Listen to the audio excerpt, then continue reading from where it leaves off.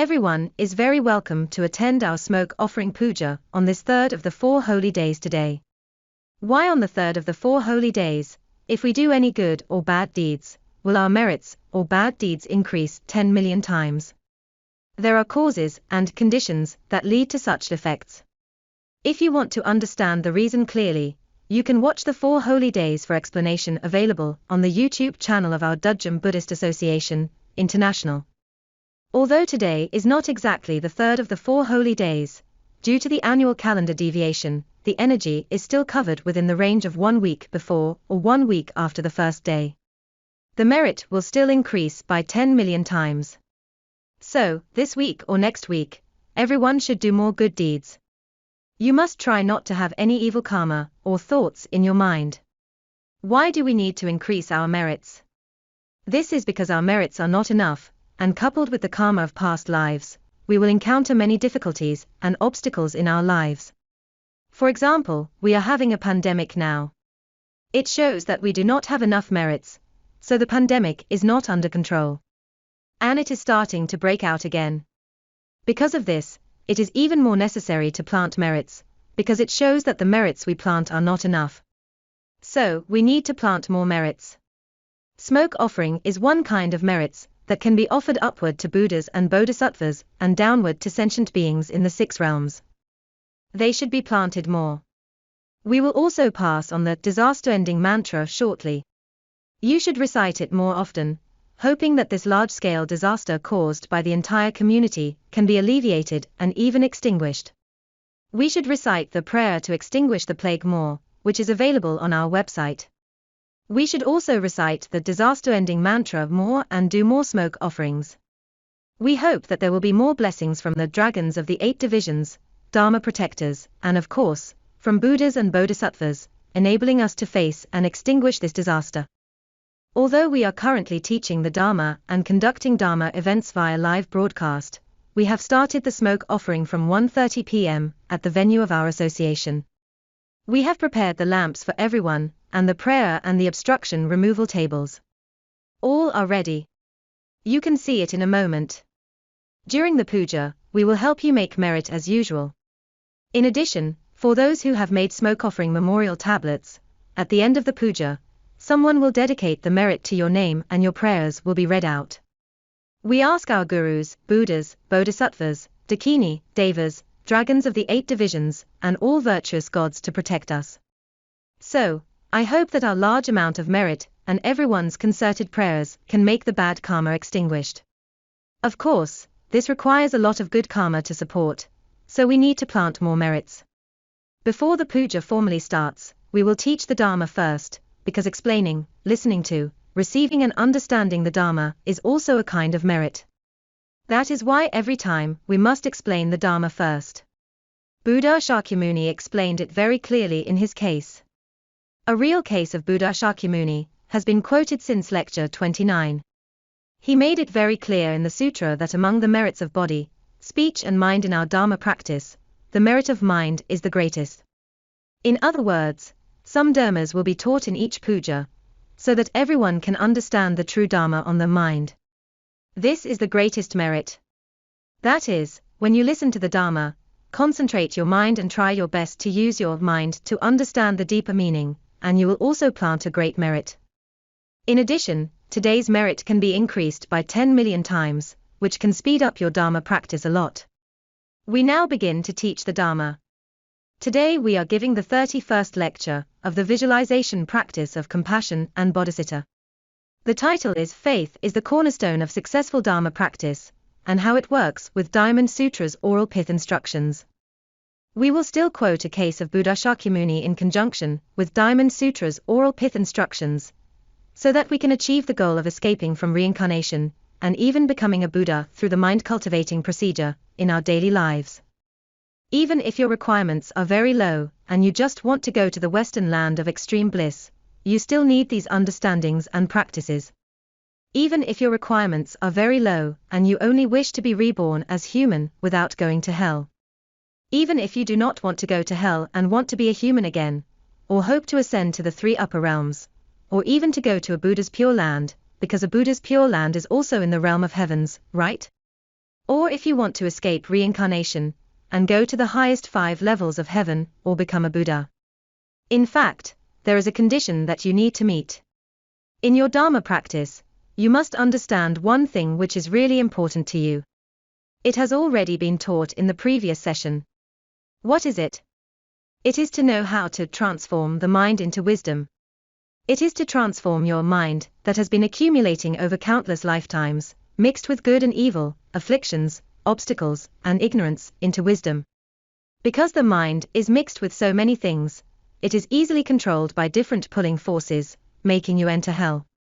If you can understand turning the mind into wisdom, you can resist these pulling forces. If you have this ability, you will not fall into the 3 lower realms. You can also help yourself to ascend and be reborn in the 3 upper realms, or some Buddha's pure lands. If you cultivate better, turning your mind into more wisdom, you can even escape from reincarnation. If you can transform all the mind into the 5 most perfect and complete wisdoms, you can even become a Buddha. That is, no matter how low the requirements are, as low as not wanting to go to hell, or as high as wanting to become a Buddha, one must know how to turn the mind into wisdom in the process of Dharma practice. How can we transform the mind into wisdom? In Dharma practice, firstly, we must know how to modify our behavioral formulas. Why do we go to hell, or be reborn in some bad places? Why can we not always go to nice places? It is because the behavioral formulas accumulated over countless lifetimes, or the behavioral formulas mixed with good and evil things in daily life, that drag us down and make it impossible for us to change such behavioral formulas. No matter how many mantras you recite, or how many prayers you say, if your behavioral formulas are unchanged, you will fall back into the same old ways and continue reincarnation. Reciting mantras more may help you reduce and prevent you from entering tragic places, but it does not mean that you will not go to those places. Therefore, we must know how to help ourselves and learn how to modify our behavioral formulas, so that we are no longer controlled by the pulling forces of various parties, and develop the awareness to help us go where we want to go. What must be the main direction of our Dharma practice? It is to learn to enhance our awareness. If you do not have the ability to improve your awareness in all your Dharma practices, no matter how many empowerments you receive, how many Buddha's holy names, sutras or mantras you recite, it will not have much effect and can only help you increase a fewer blessings. So, you will not have to be so miserable. Can it help you escape from danger?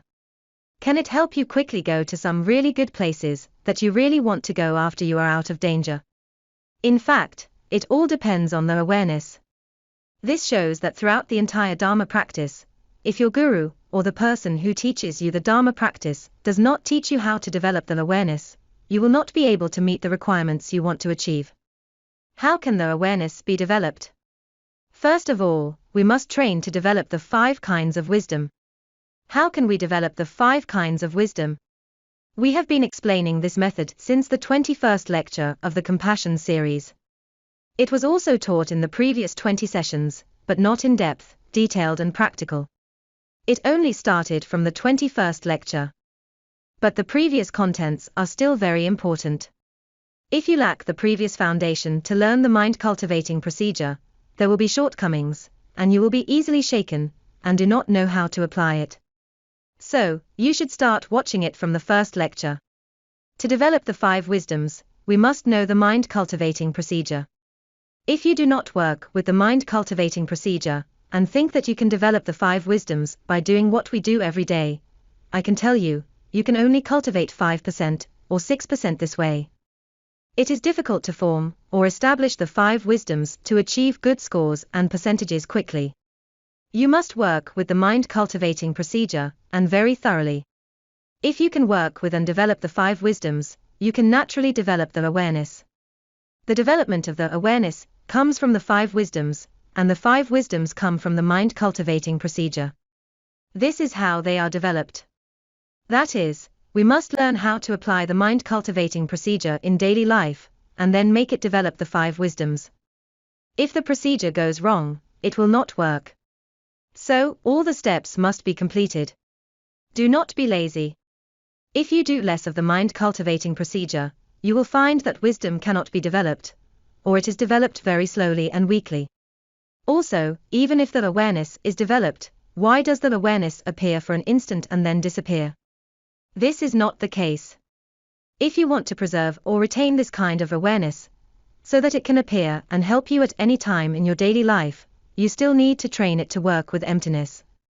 That is, after the awareness is developed, it is best to practice it in conjunction with emptiness, so that the use of awareness can be retained. How to work with emptiness? There are some oral pith instructions in the Diamond Sutra to assist the training of emptiness. We can use the Diamond Sutra. This is the preliminary training and must be understood.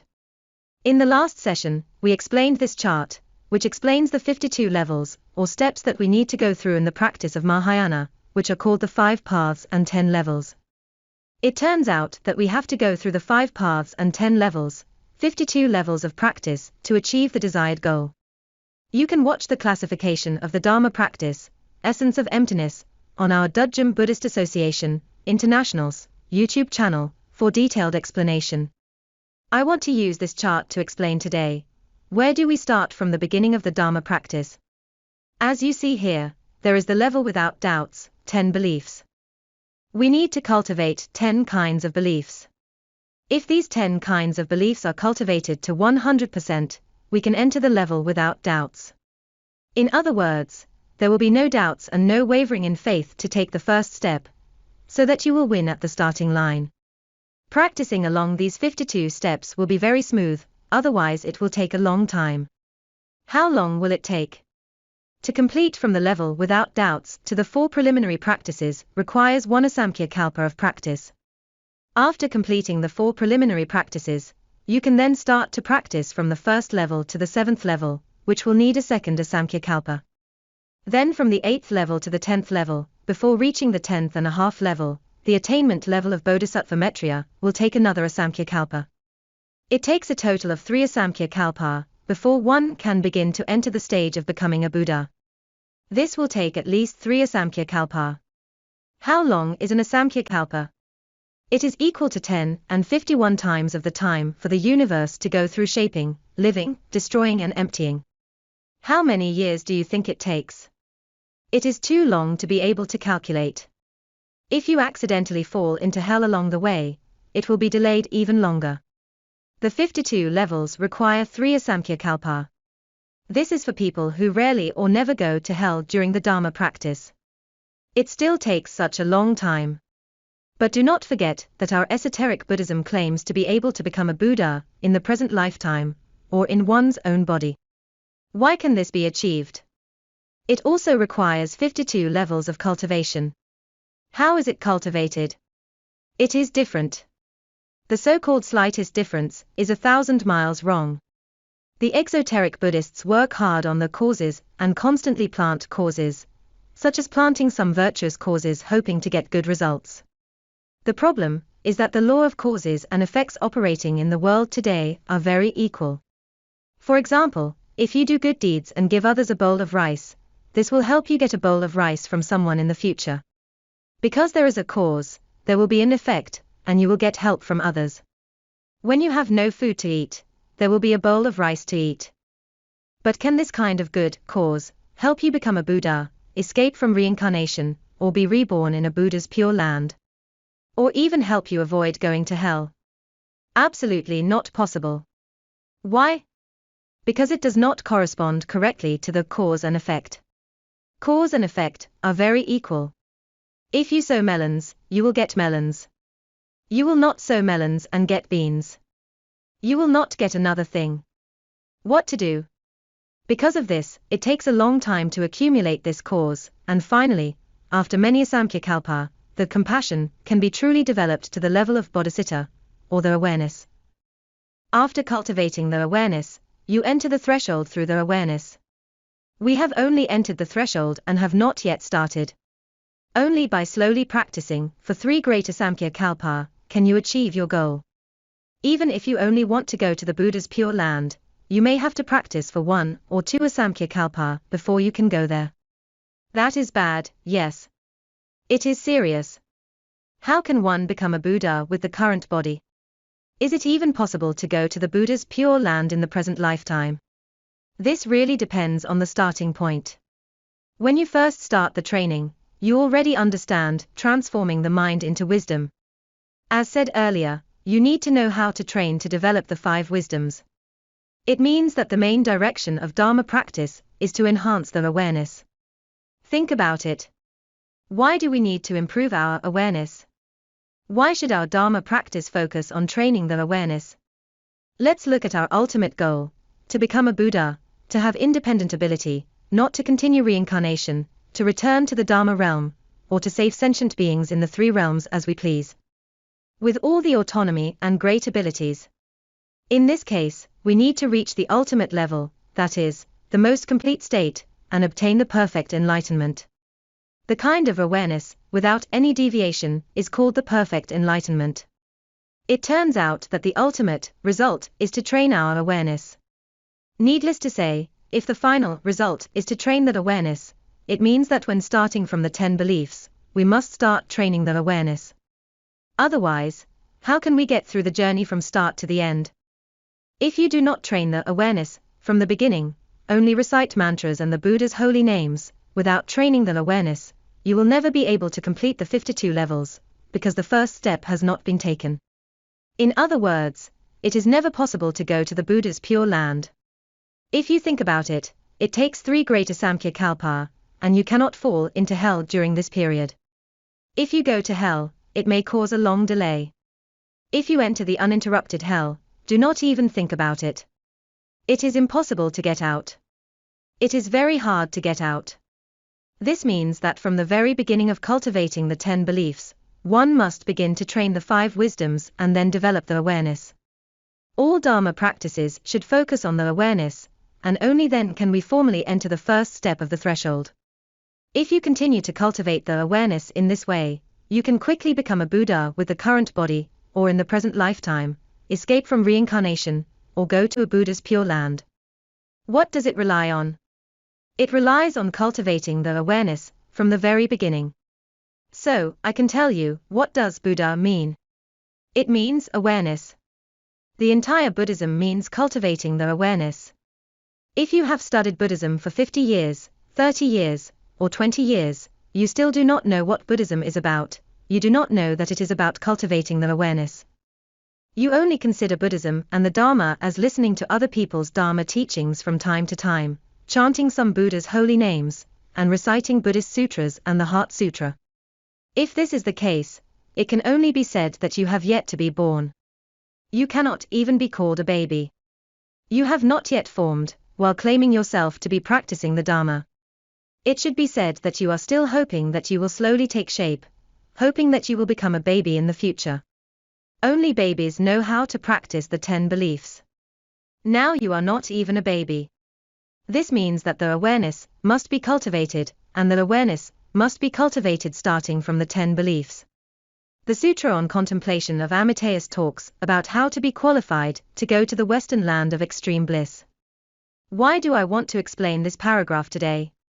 Now it is not me who says that one must cultivate the awareness. It is said in the Buddhist Sutra. Even if you want to go to a Buddha's pure land, you must cultivate the awareness, too. It is also a requirement for one not to fall into hell, let alone going to the Western land of extreme bliss. Let's see what the sutra says. In the future, all ordinary people who want to cultivate the pure deeds to be reborn in Western land of extreme bliss, wishing to be reborn in that state.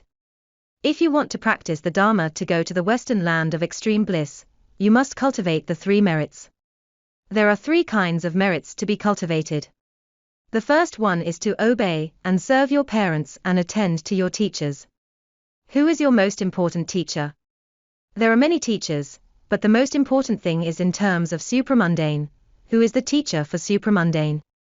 It is your guru, the teacher, or the Dharma master who teaches you the Dharma. These are called teachers. You must serve and obey him well. You are not allowed to simply leave after hearing his teaching. This is not called serving. This is only helping yourself to develop some wisdom. This is far away, too far away from it. It is of course impossible to hear the sutra like this and one can reach the Western land of extreme bliss. The sutras have made it very clear that we need to do things. Be compassionate, not to kill. That is, one must not kill, but have compassion. Compassion is the foundation of all the awareness, and compassion must be cultivated from the beginning. To practice the 10 good deeds is to cultivate compassion. What are the 10 good deeds? On the body, do not kill, steal or commit adultery. On the mouth, do not lie, no loose speech or harsh words. On the mind, no greed, hatred and ignorance. There are 10 types in total. Secondly, we must accept and uphold the 3 returns. What does 3 returns mean? It is take refuge in Buddha, Dharma, and Sangha. I have already explained in the previous session. The Sangha is the Sangha jewel and the Bodhisattva Sangha is also a Sangha jewel, namely, your Guru. Any Bodhisattva, or a Sangha, who is determined to save sentient beings and teach you the Dharma, then he is a Sangha jewel. Buddha, if your Guru knows how to explain the emptiness, neither existence voidness, then he can represent the Buddha. He knows how to explain the Dharma, not only performing rituals. It means that he can represent the Dharma, as well as the Sangha. How can a Guru be a true Guru, rather than an incomplete Guru, or a false Guru? It has to be someone who can represent the abilities of the Buddha, Dharma, and the Sangha to be called a Guru. Therefore, the Guru is also referred to as the collective body of the 3 jewels who possess these 3 types of ability. You must take refuge in him. The 3 returns mean to take refuge in the Buddha, Dharma and the Sangha. Where to find a Buddha? Where to find the Dharma? Where to find a Sangha to help you? In a dream? No. Find a Guru who can represent Buddha, Dharma, and Sangha, someone with this ability to teach you the Dharma. Taking refuge in him means the 3 returns. With all the precepts. As you know, when we teach the refuge taking, we always teach you all the most basic precepts that you should take, such as the 5 precepts, 10 wholesome deeds, and the Bodhisattva precepts. You must take all of these. Do not offend the duties. You shall not break the rules, not even minor ones. Be dignified and strictly abide by them. Thirdly, vow to have the Bodhicitta. What is the Bodhicitta? Bodhicitta is the awareness. Bodhicitta is the intention to save yourself and all sentient beings. You must have this intention, which is called initial intention of arousing one's Bodhicitta. The initial intention of arousing one's Bodhicitta is to save yourself and all sentient beings. What is the main direction of Dharma practice? It is to develop the awareness, because Bodhicitta is the awareness. To develop the Bodhicitta is to initiate one's own awareness. Because after reincarnation for so long, the awareness has been buried and can no longer be seen. It is necessary to initiate and develop the awareness. How to develop the awareness? The first step is to resolve to save yourself and all sentient beings. This will open the first door and the cloud that covers the awareness. This will make you a Bodhisattva with initial intention of arousing your Bodhicitta. All high-level or any-level Bodhisattvas, when they see a Bodhisattva with the initial intention of arousing his Bodhicitta, who has opened the first layer of cloud layer due to his resolution, have the responsibility to help him open the second, third, and fourth layers of cloud until his awareness is fully revealed. It means there is a lot of help out there to help you. It turns out that as soon as you start your initial resolute vows, your help will be infinite, and all the Buddhas and Bodhisattvas will pay attention to you. We also need to believe deeply in cause and effect, deeply, not lightly, nor disbelieving at all. All Dharma practitioners who say they believe in karma are lying. When they encounter trouble or when bad karma appears, they curse heaven and earth, themselves and others. In short, they must find someone to vent to. How can they believe in cause and effect? Reciting Mahayana means reading Buddhist sutras and listening to Buddhist teachings. At least listen to me explaining the Dharma on the YouTube channel. We also teach the Dharma of the Mahayana tradition. Encourage practitioners means to advise and urge Dharma practitioners to continue making progress. For those who have not practiced the Dharma and do not believe in the Dharma, advise them to believe. For those who are practicing the Dharma lazily, advise them to work harder. This is to encourage practitioners. That is, the main direction of our Dharma practice must be to enhance the awareness. Let's look at it more clearly. It turns out that if you want to go to the Western land of extreme bliss, you need to cultivate 3 kinds of merits. The first one is compassion. If you do not have compassion for your parents, teachers and sentient beings, how can you practice the Dharma? Therefore, we must be filial to our parents and serve our teachers. If you do not serve your teachers, and they all starve to death, or have no one to take care of them when they grow old, become ill and die, then, who else can teach you? Nothing in the world can be taught to you, let alone the Dharma. If other sentient beings are also killed by you, they must have deep hatred towards you. How can you succeed in your Dharma practice? So, firstly, you must cultivate compassion after all. Secondly, you need someone to rely on. How can you do it if no one teaches you? So, the second point is to have reliance. Thirdly, you must have the awareness. You must vow to have and develop bodhicitta. Why, after 31 lectures, are we still talking about the visualization methods of compassion and bodhicitta? Because in the entire process of Dharma practice, even if it is for the minimum requirement wishing to go to the Western land of extreme bliss, you must cultivate compassion and bodhicitta. How to cultivate? I can tell you that most Dharma practitioners do not know how to cultivate, and they all understand compassion and bodhicitta wrongly. Some people say that compassion is bodhicitta and bodhicitta is compassion. They do not know how to distinguish these two, let alone how to cultivate them. So, what they call learning Buddhism, I can tell you, even if some people have studied Buddhism for 50 years, they have not yet started and have not yet entered the threshold of Buddhism. The fact is that it is not that the Buddhist Sutra does not teach you.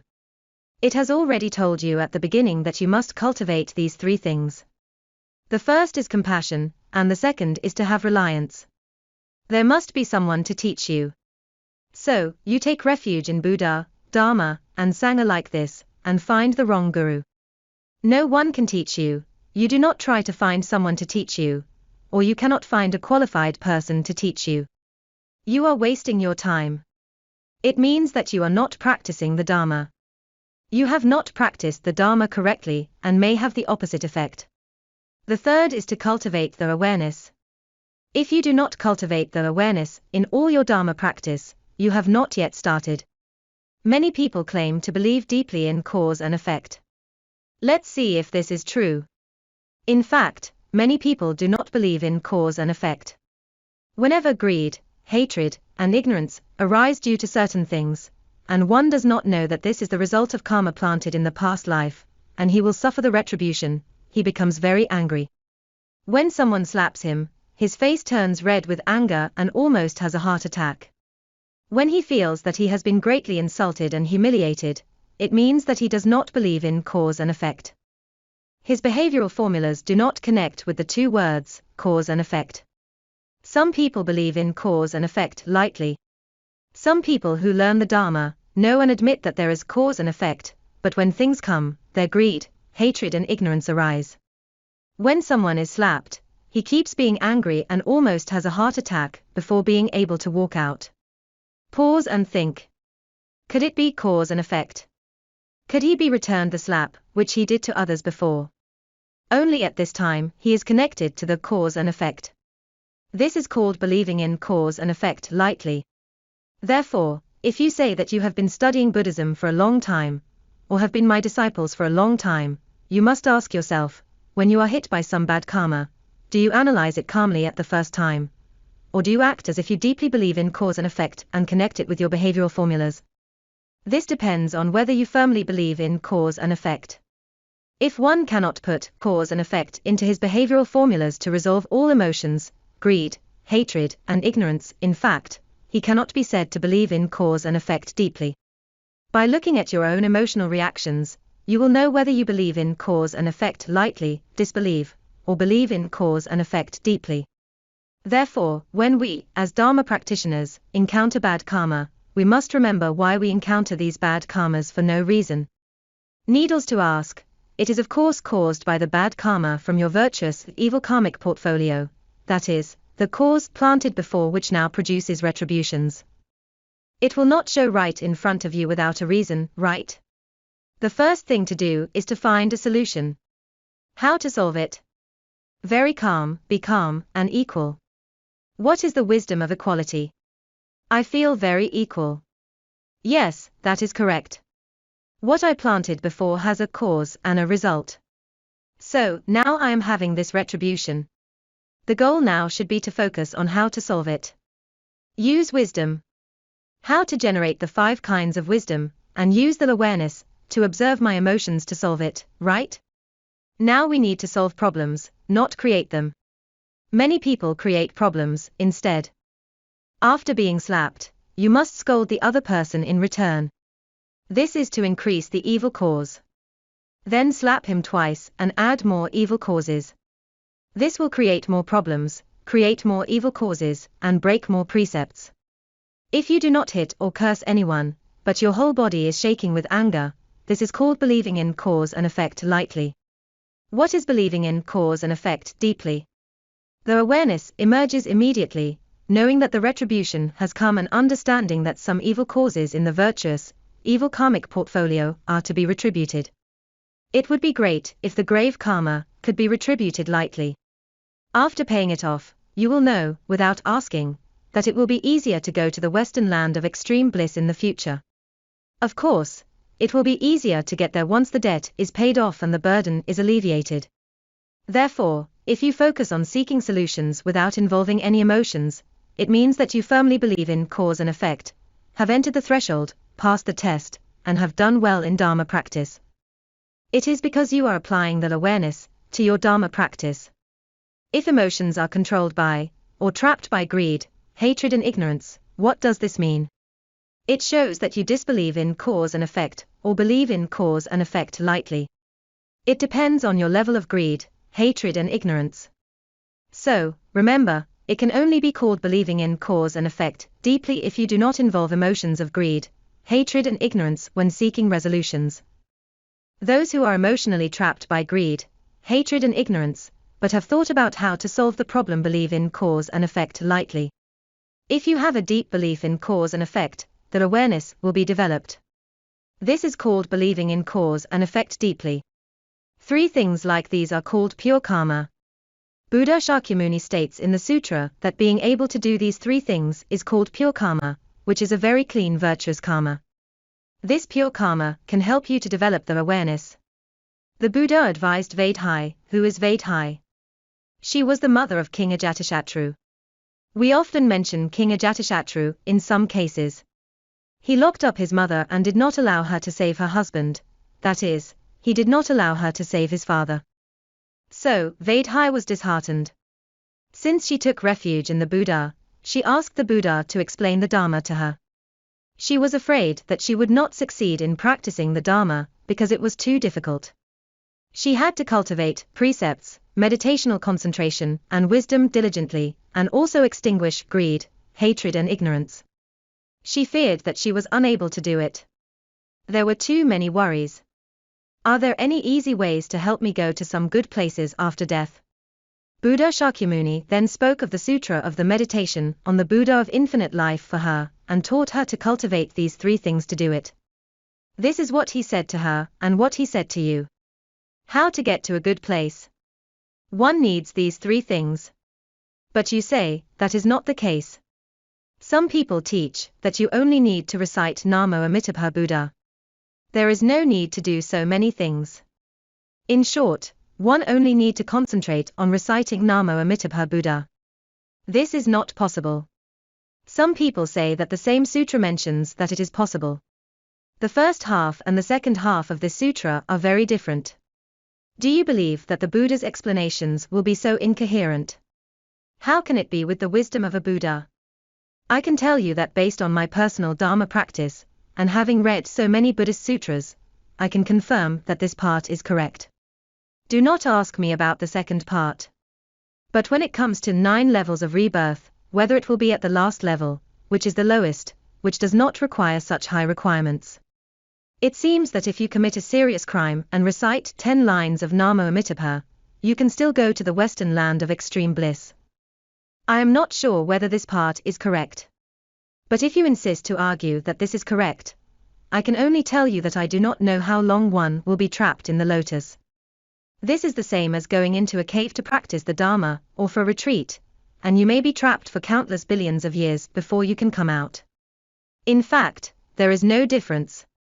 This is telling you one thing. Which part of that sutra is correct? I can only tell you that I guarantee that this part is correct, and I guarantee it has not been tampered with. Because the first half and the second half of the same sutra are very different, one for heaven and one for earth, you may wonder why Buddha Shakyamuni seems to have utter words that do not hang together. The first part says that one needs to cultivate three things, and it is not easy to cultivate. To believe deeply in cause and effect is already very difficult to cultivate, but the second part says that you can go to the western land of extreme bliss by reciting Namo Amitabha Buddha a few times. Which one is correct? Let me give you the answer. This part is guaranteed to be correct. As for the rest, I will not say anything. You can think about it yourself. In short, Buddha Shakyamuni's teachings are very unified. Please rest assured that there will be no utter words that do not hang together. Let us continue. If we want to develop the bodhicitta, we must cultivate the awareness. I am showing you this sutra to tell you how important the bodhicitta is and how important the awareness is. It turns out that from the first step of practicing the level without doubts, you have to start cultivating the awareness, so that you can successfully go through the 52 stages. In esoteric Buddhism, one can become a Buddha in his current body relying on this, cultivating the awareness, from the very beginning. You may disagree. I've learned that a lot of esoteric Buddhist gurus do not teach the Dharma. They only confer me the empowerments, teach rituals, pass some mantras to me, give me a photo, and teach me how to visualize the appearance of a deity. And this will be the end of the lesson. They also say that if the appearance is the same as a Buddha's, I'm guaranteed to be able to go to the Buddha's pure land. I can tell you, there is no such a thing. You must cultivate the awareness. If you do not cultivate the awareness, do not understand the Dharma, do not understand the principles of the Dharma, but only visualize the appearance of the Buddha, it will be totally useless. I can tell you that it will be useless. It has been proven in many cases to be useless. Therefore, the real esoteric Buddhism is not the esoteric Buddhism taught in the public today. I think that those taught in the public today cannot even be called Buddhism, let alone esoteric Buddhism. The teachings are a complete mess. I can tell you that you must cultivate the awareness, so that you can achieve accomplishment with the current body and in the present lifetime, and quickly go through the 52 levels. It has to depend on this thing. How to cultivate the awareness? In terms of cultivating the awareness, if you use the exoteric Buddhist methods, which slowly teach you to work hard on the cause, of course it will be very slow. It will be faster if you work on the result. What is result? The result is the awareness. As I said earlier, it turns out that the ultimate goal of becoming a Buddha depends on the perfect enlightenment, which is the result, the awareness. One must work hard on the result. That is, work hard on the awareness, and cultivate the awareness, to accomplish in the Dharma practice quickly. Only by doing so can one quickly pass through the 52 levels. How can it be so fast? You do not need to worry if you have not completed the 4 preliminary practices even when you are about to die. It will work if it is the 4 preliminary practices we teach. I do not know those taught out there. I only know that it will be okay if it is the ones we teach, as long as you can work with the emptiness, and what is taught in the 3rd, 4th and 5th lectures of the Compassion and Bodhicitta series. Everyone has an opportunity to enter the Dharma realm when they die. If they can grasp it, they can become a Buddha. Even if they cannot grasp it, they can escape reincarnation if they follow the procedures of our 4 preliminary practices. The reason why one can accomplish with the current body is because method taught not only focuses on the result, but also has a set of procedures that completely change the mind cultivation. So it is achievable, because it prescribes the correct medicine for the illness. This means that it is not just about teaching, but also practical training. There are steps in practical training and the steps must be followed to be successful, mustn't it? This is correct. If one does not have such experience, he must know this. It is very simple. At least the guru who teaches you knows that the Dharma practice requires cultivation of the awareness. If he never teaches you, it means he is not good at it. That is, if you can master all the know-hows, you can achieve success in the present life. Whether you do not want to go to hell, want to be reborn in the 3 upper realms, or go to the western land of extreme bliss, or want to escape reincarnation, or want to become a Buddha, you must cultivate the awareness. You must cultivate the awareness. Success is at the starting line. As mentioned in the previous session, what is the purpose of practicing these 4 tens in the whole level without doubts, and the path of accumulation, on the spiritual prerequisite of meritorious virtues, Sambhara? It is to cultivate our bodhicitta. What is bodhicitta? It is the awareness. In other words, cultivating the awareness means that you have already started to cultivate the awareness at the starting line. Buddha Shakyamuni has long told you in the sutra that you should cultivate bodhicitta at start. When you start learning Buddhism, you must cultivate the awareness. How to cultivate the awareness? It is to practice these 4 tens. Every time you practice these 4 tens, you must connect it with the awareness. In fact, it has already been taught. I am not the one who said it. The Buddha told you a long time ago, but you do not clearly understand the sutra. In the last session, we said that the entire process of Dharma practice should have 4 stages: perception, practice, action, and result. Our perceptions, especially those on bodhicitta and practicing the Dharma, must not only be correct, but absolutely correct. Being correct means that one must train the mind and focus on enhancing the awareness. Then it is called correct. It is not only as simple as visualizing the deity clearly, or reciting how many Buddha's holy names and mantras. The most important thing is to cultivate the thoughts of the mind. To go deep means to connect with the awareness every step of the way. To enter the heart means that every single thought must be able to connect with the awareness. This is the correct view. Our Dharma practice must be accompanied by the mind cultivating procedure to correct our behavioral formulas. This is what the Dharma practice should be. Action is when formally applying the Dharma in daily life, it must be able to work with the actions of the body, words and thoughts. The action of thought is the most important. It is considered correct if every single thought is connected with the awareness. Only then the result be obtained. We are now in the ordinary position. How can we enter the level without doubts? You must cultivate the 10 beliefs. The first of the 10 beliefs is to have faith. The definition of faith is to establish a state of confidence. It must be firm-minded, pleased, joyful, eager, and desirable. That is, you must be very eager for the Dharma, for being able to escape from reincarnation, and do not want to go to hell to suffer, otherwise you will become very lazy. You will take refuge in the Guru, and soon say goodbye to him. Practicing the Dharma turns out to be so hard. I have to observe the precepts and do homework. It's so troublesome. It's better just give up. Then you will withdraw. These show no desires. Or family members may object casually, and you stop learning. This is not called desires. You must have an eager heart, and the desire before you can have faith. Correct beliefs, I have explained that earlier. Only when you are determined to successfully complete the path of Dharma practice in the above 4 states can you have faith. Secondly, to be in line with the foundation of building faith, it must be based on the faith in the Buddha, Dharma, and the Sangha, that is, your Guru, but it must not be superstitious. That is, if your Guru is a superstitious Guru, he cannot be called a Guru. What are the requirements for a Guru? He must know how to explain emptiness, neither existence nor voidness. Otherwise, how can he represent the Buddha? Buddha is emptiness. Since he cannot represent the Buddha, how can he be called a Guru, right? If a Guru does not know how to teach the Dharma, he will only say a few words about compassion and tell a few stories. The Dharma has to be taught in great depth. The Guru must be able to teach both theory and practice.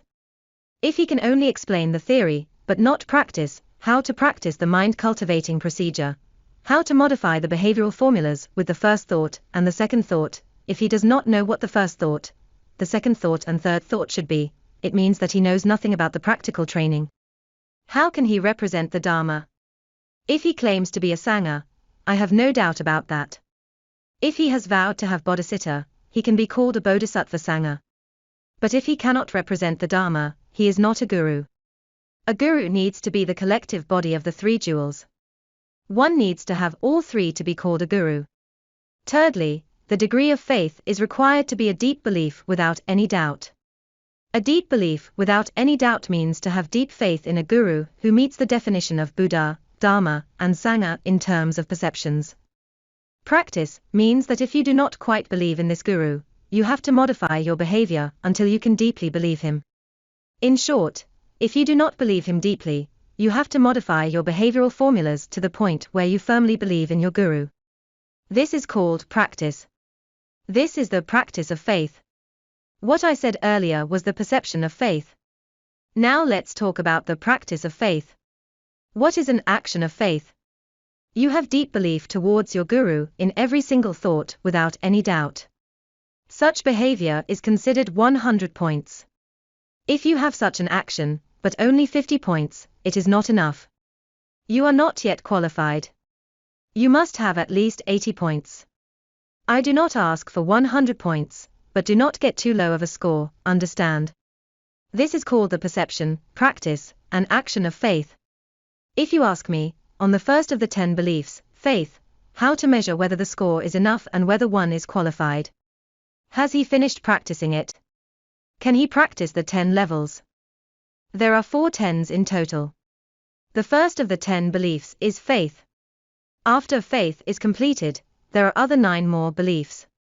So, when will I be qualified to practice the next belief? I can tell you that this is how points are scored for perception, practice and action.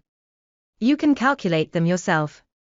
As for the guru who teaches you the Dharma, first of all, make sure he is the collective body of the three jewels. If you do not know how to distinguish the true guru and the false guru, you are still far from stepping into the door of Buddhism. If one does not even know how to distinguish, how can he learn the Dharma? If you can distinguish, it will depend on how many points your perception of Dharma practice scores. This is how it is calculated. If you have deep faith in your guru without any doubt, it can help you achieve success quickly without going through the 3 great Asamkhya-kalpa. The entire process of Dharma practice, 52 levels, can be completed through the current body, or in 1 or 2 lifetimes. If only 1/3 of it is completed, then you can definitely go to the Western land of extreme bliss, right? This can be done through the current body. If you only want to avoid going to hell, you may be able to do it by cultivating 1/5 of it. Faith is so important. This is one of the important keys to the rapid achievement through esoteric Buddhism. Here comes the problem. Now we need to cultivate the level of 10 beliefs. Only when we have enough 10 kinds of faith can we call it achievement of the faith route and achieve perfection. How long does it take to practice the 10 beliefs to get to the level of 10 beliefs successfully? As mentioned in the previous session, the Sutra of the Garland of a Bodhisattva's Primary Karmas states that if you cultivate the 10 beliefs to 100 points, you need to go through 1 to 3 kalpa before you can enter the next 10s. The first of the next 10s is the purposive stage a Bodhisattva's mind set upon Buddhahood.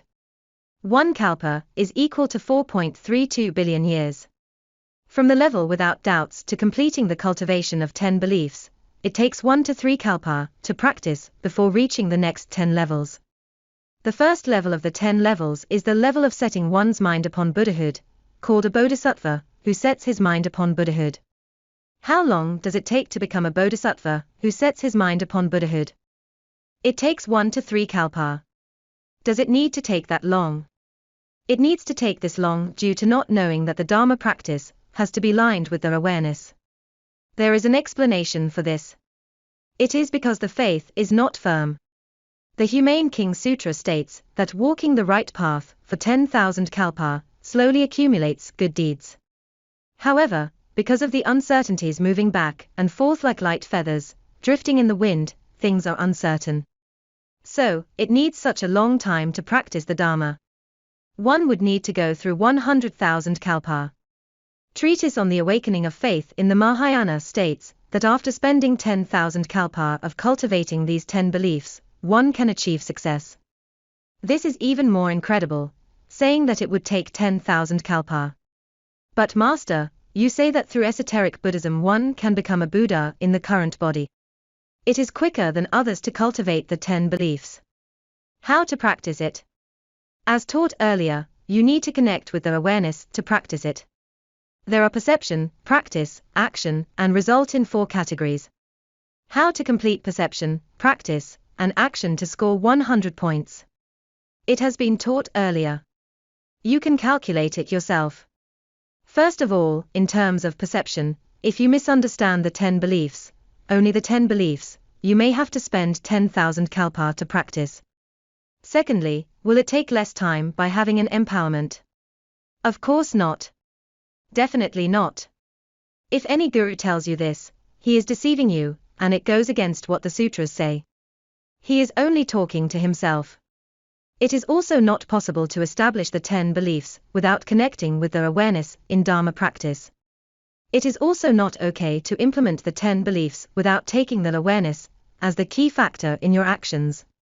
As such, in terms of result, it will take 1 to 3 kalpa to cultivate 10 beliefs successfully.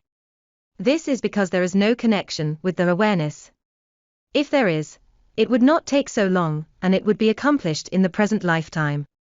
If you do not wish to cultivate the 10 beliefs for 1 to 3 kalpa, and hope to reach the level of initial residing quickly, according to the collection of Samadhi mind stream of the esoteric Buddhism, what can be done to be faster? You have just talked about how to calculate the scores for perception, practice and action. Are there any Buddhist tantras that talk about this? Yes, there are. Visualize the appearance of the deity for thousands of kalpa.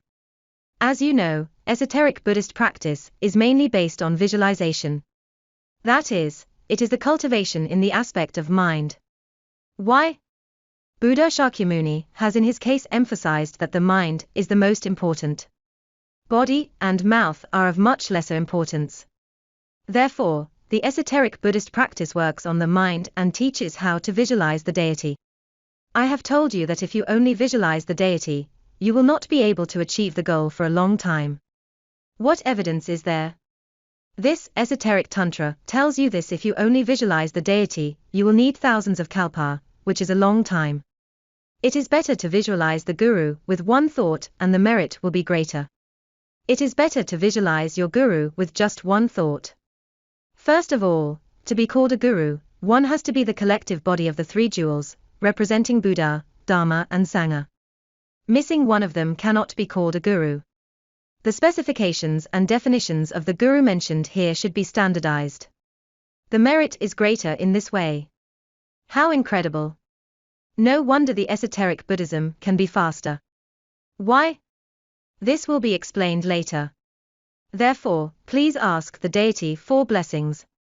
If you ask the deity to bless you, even if you ask for thousands of billions of kalpas, the merits will not be as great as diligently seeking blessings from the guru for a moment. It is better to ask the guru to bless you. Practice the great perfection stage for hundreds of billions of kalpa. Do you know that the level of great perfection in esoteric Buddhism is extremely incredible? It involves some contemplation of emptiness and some very high-level practices. Even if you practice this for hundreds of billions of kalpa, it is better to visualize the guru in your mind for a moment, in the mandala of your mind. Mandala is the center periphery. It is better to visualize your guru in the mandala of your mind. Extremely inferior, even if you have practiced the great perfection stage for hundreds of billions of kalpa, it is still extremely inferior to visualizing your guru in the mandala of your heart. Is it so incredible? If you visualize your guru as the deity, this is an oral pith instruction. I also teach disciples the refuge tree like this. You must visualize a deity that is your guru. Why? Because this is an oral pitch instruction that can quickly escape reincarnation and become a Buddha. Of course, it must be taught, but I have not explained it in such detail. All I say is that you watch the 50 stanzas of Guru Devotion on YouTube, which has an explanation. But as you know, my disciples, if I do not explain it in detail and mark that sentence as being particularly important and an oral pitch instruction, they really will not keep in mind, will not remember it, and will not know. I am telling you, with special emphasis now, as to how to cultivate the first of the 10 beliefs, the faith. How do you practice it towards? Practice towards the Buddha, Dharma, and the Sangha. Where is the Buddha now? If the Guru who can represent Buddha, Dharma, and Sangha is the collective body of the three jewels, you must cultivate towards him to develop the faith in order to accomplish in your Dharma practice. This is an oral pitch instruction, according to the esoteric Tantra. The Guru is the deity, as such to achieve great perfection. If you can visualize that the deity is the Guru, and the Guru is the deity, it means that your Dharma practice is successful. Why? This is very simple. If you ask a child, he will understand the logic. You say that you have taken refuge in the Buddha. Are you practicing the Dharma well now? Are you meeting a Buddha in a dream, or in a meditational concentration, to teach you the Dharma? No, you have not cultivated to this level, even for only 5 seconds, or 1 minute, okay? When you are able to see the deity, and you are too happy to speak, you have woken up before you have time to ask him to teach you the Dharma, followed by delusional thoughts. That is, you cannot connect with the Buddha. As for the Dharma, can you find a Buddha in a dream, or in a meditational concentration, who can explain the Dharma to you for 4 hours like me? If you do not understand something, raise your hand, ask him, and he will answer you right away. Do you have the meditational concentration to do this? No. There will be another failure. So, what do you take refuge in? Take refuge in the Dharma. You talk about the Buddha, the Dharma, and the Sangha, and you say that you have taken refuge in the Buddha, the Dharma, and the Sangha. What benefits does it give you? Can he build your faith through teaching? You may forget about the Buddha after being slapped twice, right? You may doubt what the Buddha said. There must be a very stable refuge that can contact you and bless you. What is blessing?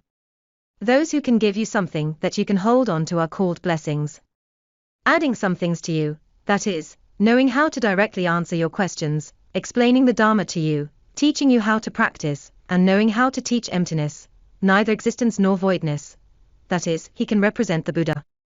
He can give you the Dharma and teach you how to practice it. That is, he can represent the Dharma. I have no doubt that he is a Sangha. Anyone who resolves to have Bodhicitta Samutpada can say that he is a Bodhisattva Sangha. But does he really teach you the Dharma? Does he pass on some Bodhicitta actions to you and truly and patiently teach you the Dharma? That is the real Bodhisattva Sangha. Those who transmit the refuge and then never see you again are not Bodhisattva Sangha.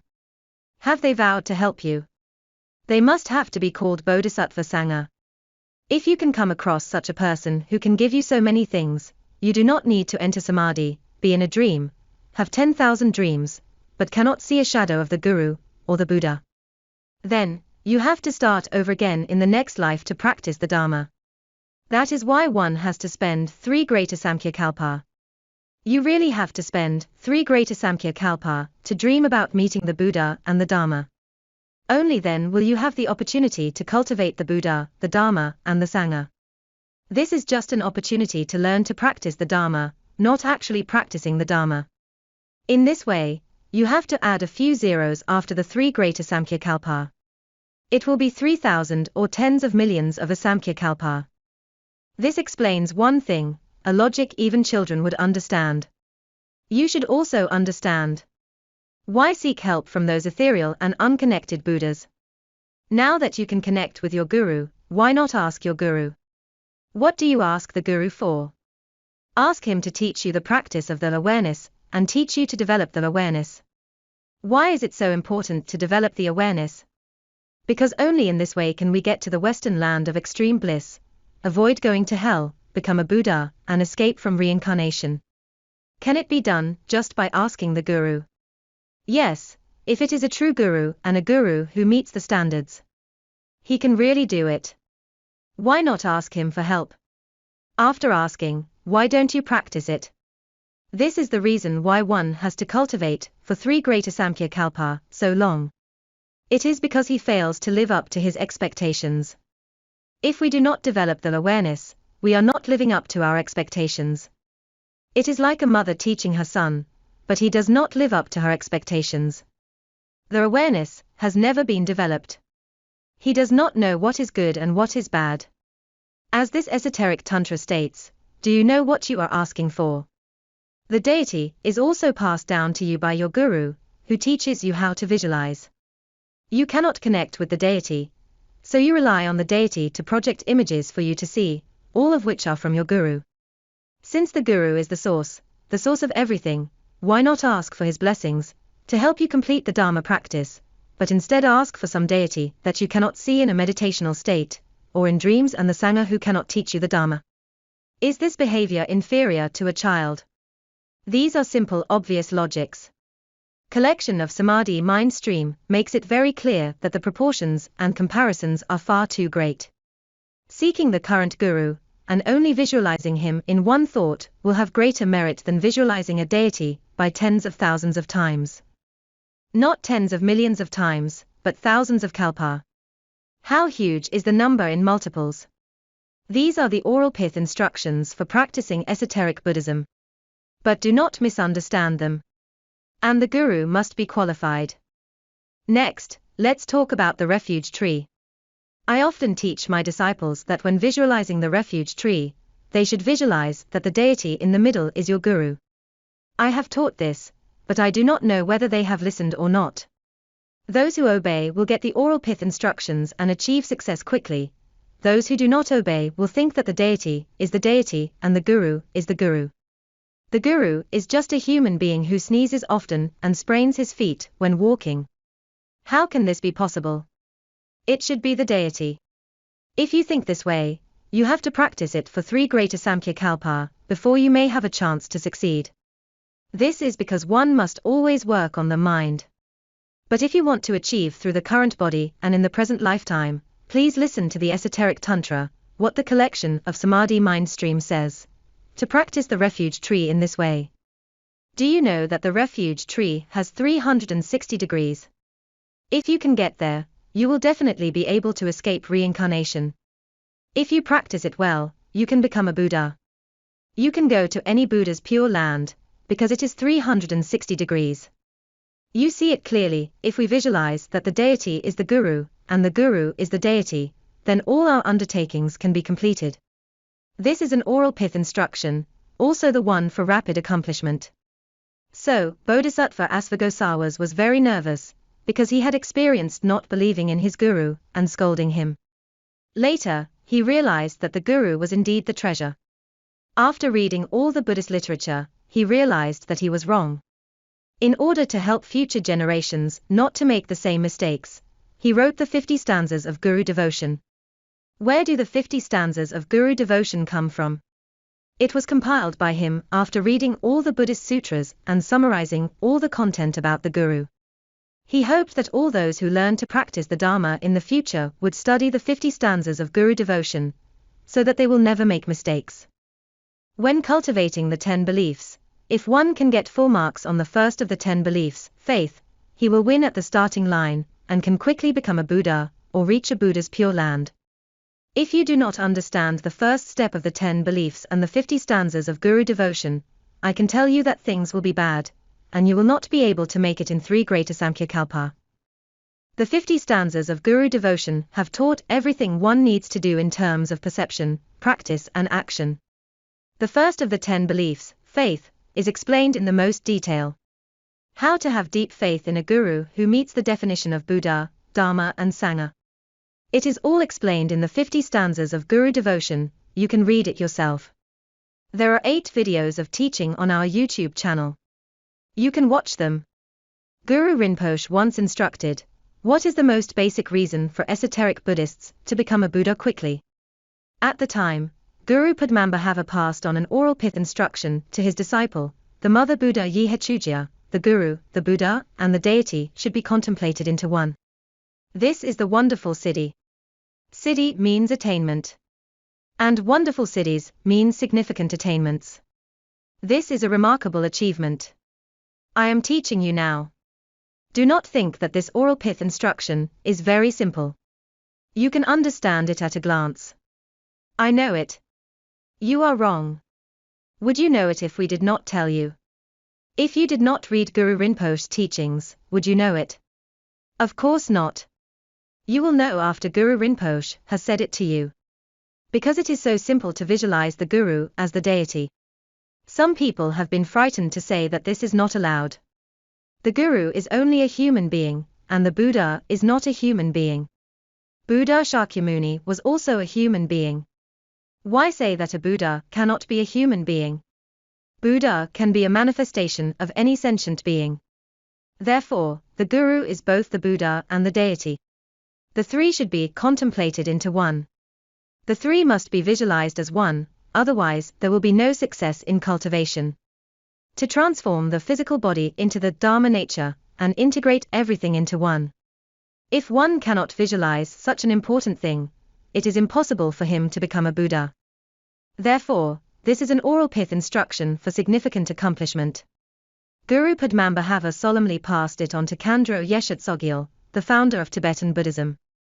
Are there other great achievers who talk about these issues? There are.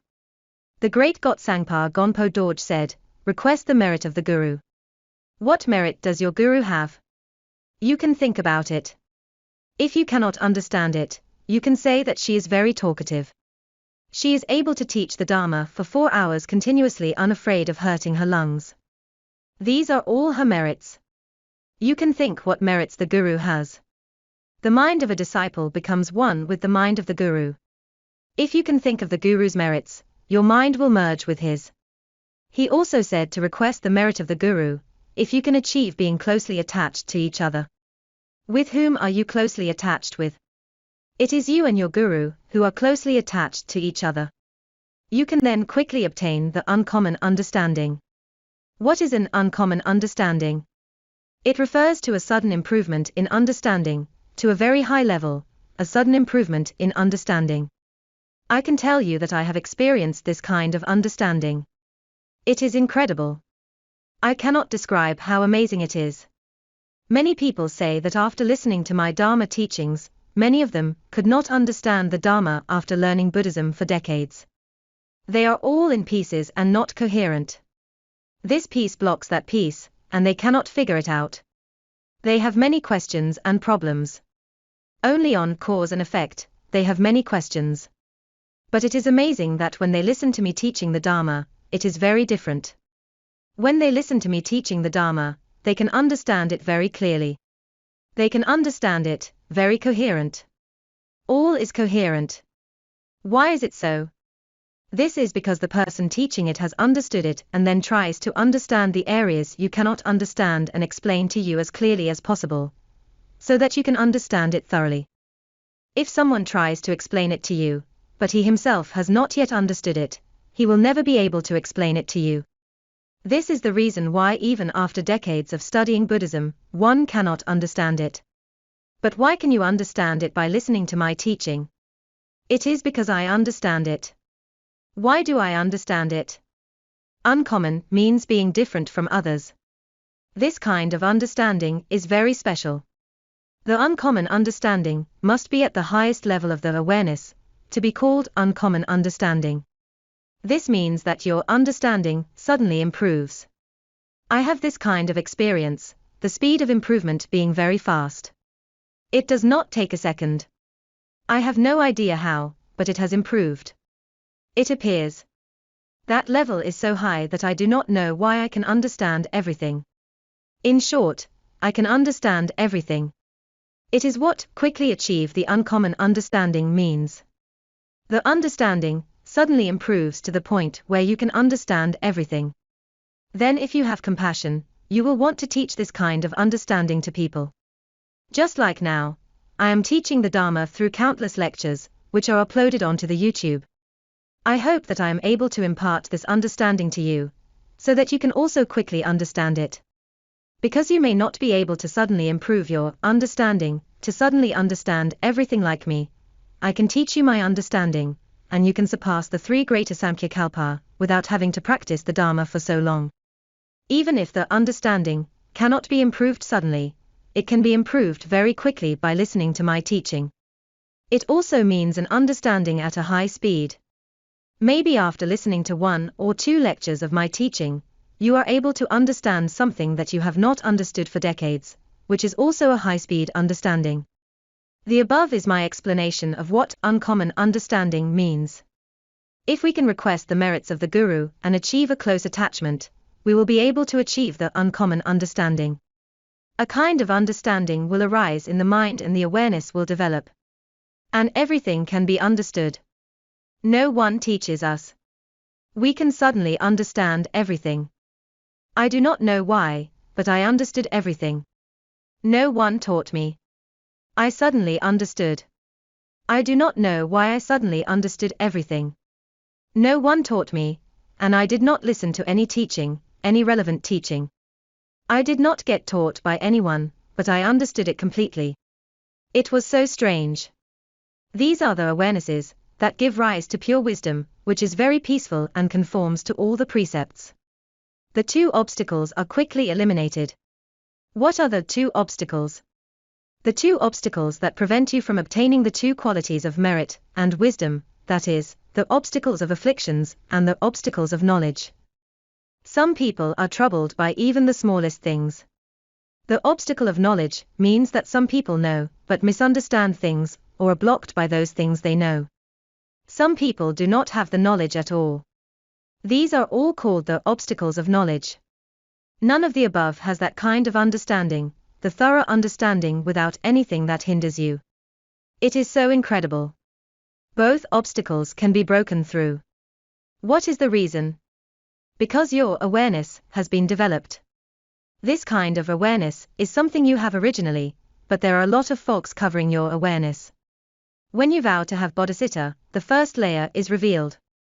If you practice the Dharma slowly, you will need 3 greater Samkhya-kalpa. Only then can the clouds completely vanish and you achieve the perfect enlightenment. But if you follow this oral pith instruction taught by esoteric Buddhism, you can achieve it very quickly.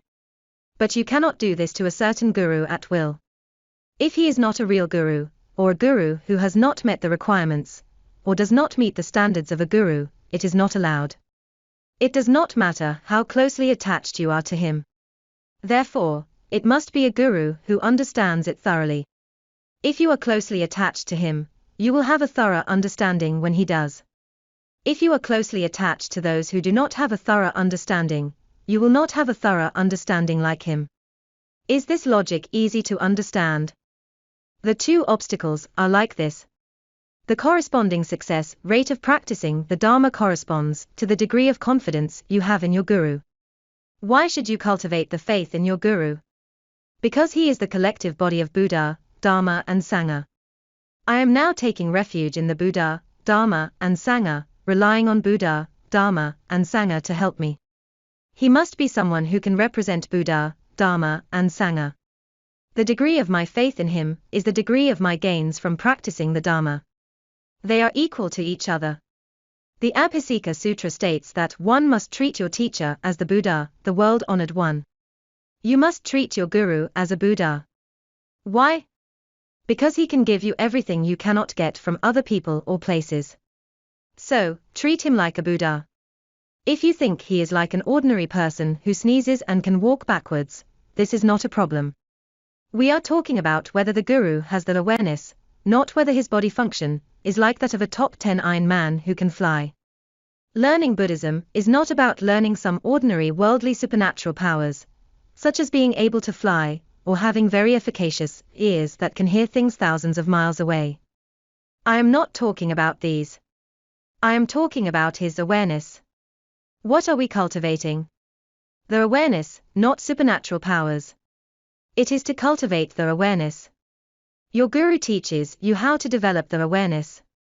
He has the awareness, and can help you restore the awareness. This is called Dharma practice. Therefore, you should treat your teacher like a Buddha. What is Buddha? Buddha means the awareness. If your guru has the awareness, should you not regard your guru as a Buddha? If the guru has no awareness, how can he be called a guru? These are chicken and egg questions, are they not? So, remember this sentence. The Sutra of Immaculate Space states that Ananda, he said this to his attendant Venerable Ananda, one of the 10 great disciples. All virtuous Tathagatas do not appear in front of sentient beings. All Buddhas do not appear in front of you. You have to enter a meditational concentration, or in a dream, before you can see them. While those virtuous knowledgeable friends, i.e. the gurus, they are translated as virtuous knowledgeable friends, which can be translated in many ways, can appear completely to teach the Dharma. But those virtuous knowledgeable friends, that is, the gurus, appear completely in front of you and teach you the Dharma. Plant the seeds of liberation. They help you plant the seeds of liberation, and helps you to be liberated. For this reason, please value the virtuous knowledgeable friends more than Buddhalokanatha Tathagatas. You must value the Guru more than those Buddhas. The esoteric Buddhist master earlier only said to regard the Guru as a Buddha. He is only equal to a Buddha. This is even more incredible. Buddha Shakyamuni said that this is not enough. It must be surpassed. You should value your Guru more than you value the Buddha. It is so incredible. It has to surpass. Buddha Shakyamuni states this in the Avatamsaka Sutra. The Buddha said to Shariputra, one of his 10 disciples, that if someone hinders the Bodhisattva's mind from doing something, he will suffer from such immeasurable crime. If someone destroys the Bodhisattva Sangha, if someone even use tricks to destroy what he wants to do, it will destroy all the Buddha's wisdom. All Buddha's wisdom will be lost. It will be impossible to achieve any accomplishment in 3 greater Samkhya Kalpa.